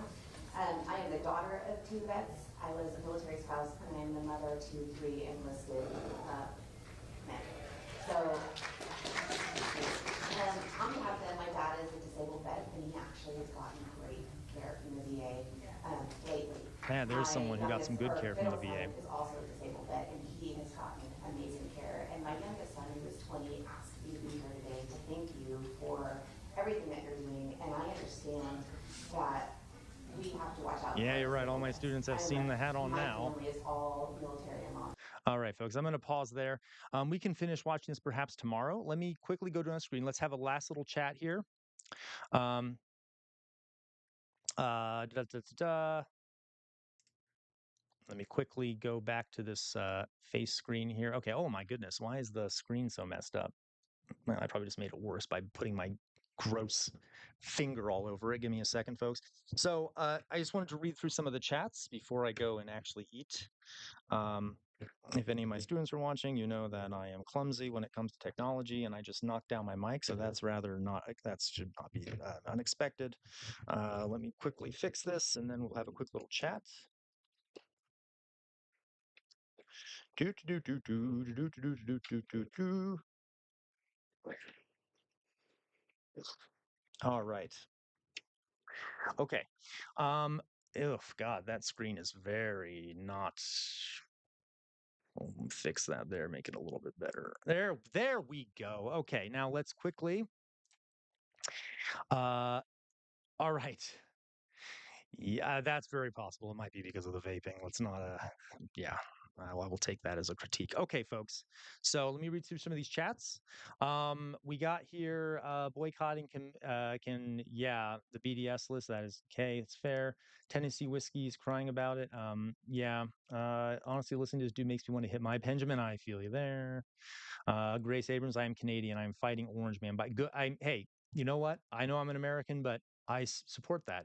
Canada, we are very close friends. Do what you need to do. Okay. Yeah, the Orange Man is very much mistreating our northern friends. Okay. Um, but can someone get me the Discord link before the stream ends? Yes. Uh, love it for your students that you can meet your yeah, it is kind of like a movie, isn't it? Yeah, you're right. We're like they're all seeing me with the hat on now. Probably from all the yeah, I know, right? What flavor is it? Revolt? Oh, I don't even want to. I don't even want to go there. Okay, just know you shouldn't vape. Okay. um, uh, yeah, correct, Matt. Socialism is not necessarily authoritarian. And quite the opposite, in my view. There are different strains of socialism, different kinds of socialism. There have been a history of regimes that are socialist, that are authoritarian. That is absolutely true. I cannot deny that. That does not mean, though, that it is by nature authoritarian. Yeah, so very much so. School, you probably that you know what, Winterlinda, you're calling me out, and it's true. My students would always often help me with the tech because they're just much better at it than I am. It might be sort of a generational divide thing. The Discord link is on the channel page. It is, and if you cannot get into, I will post it again. So keep a lookout on my YouTube channel. I will post it again because I feel like that link may have expired from what I've seen. Yeah, bro, moment. There it is. Oh, look, Death. Thank you again. Death died today. Again, pulling through for all of us. Channel page link is expiring 100%. You can use that to connect to our Discord community. Please join us there. We have some great conversations going. And yeah, I'm trying to build a good community there. My mother is also a teacher. I can't imagine how hard it was to not start. Yeah, Real life cat DJ, I'm not going to comment on that because then I will start sobbing. Yeah, bruh moment, a hot ahem Vanguard party ahem. Hey, I'm not going to go there. I know what you're saying, bruh moment. Yeah. K, good distinction. Yeah, Macy, very good. Discord K. All right. Okay, folks. So I need to go eat. So let me do my little spiel here, and you all know what I'm going to say. Do we all know what I'm going to say? I hope we know by now. Okay. You all need to keep resisting. That includes the folks from Canada and around the world. America affects everyone. Okay. You need to keep resisting. The easiest way you can resist is to think for yourselves. The easiest way you can resist is to think for yourselves. And that includes when you watch me. I'm a human being. You don't know me. Many of you don't know me. Okay. I could be spewing nonsense over here. All right. Uh, think for yourselves, including when you watch me. All right. Keep resisting. Another note here. If you're Americans, especially, but also people from around the world, many Americans have died in the past fighting for some of the things that we have in this society that are still great. I right behind me here on the wall is Chainbreaker. Chainbreaker was a sword from the Civil War. Their legend has it that it killed 7 slave owners. Many people have died in this country to establish some of the freedoms we have. Okay, some of the liberties we have. We cannot forget their sacrifice. And yes, I know I'm a socialist. I am not always the most rah patriotic person, but I do not want to give up on the sacrifice of those people for what we do have. So we need to not lose what we've gotten, and we also have to keep improving things for the future. The number one way to fight fascism is to reform society, okay? Fascism is a symptom of a sick society where people do not feel invested in the society because they no longer trust the democratic institutions that exist. So the way to fix that is to majorly reform the government, make it more democratic, provide basic things that you need to live, including uh, healthcare. Make sure people has the food they need to eat. Make sure people are paid fair wages. That is the way to combat fascism. That is the number one best way to do it. So please never give up. Keep doing what you're doing. Think for yourselves. And thank you, Alice, for the final super chat. For the revolters, absolutely. All right. Okay. Thank you, Josh. Thank you very much. That was a great class. The 4 of us had in there. That was a fantastic class. Okay. I miss it, and I learned a lot from you guys, just as much probably as you learned from me, if not more. I probably learned more from you. So I'll miss all of you. Okay. Um, all right, folks. On that note, I'm going to go eat. Please have a good rest of your day, and hopefully I'll be live streaming tomorrow. Okay. All right. Bye bye.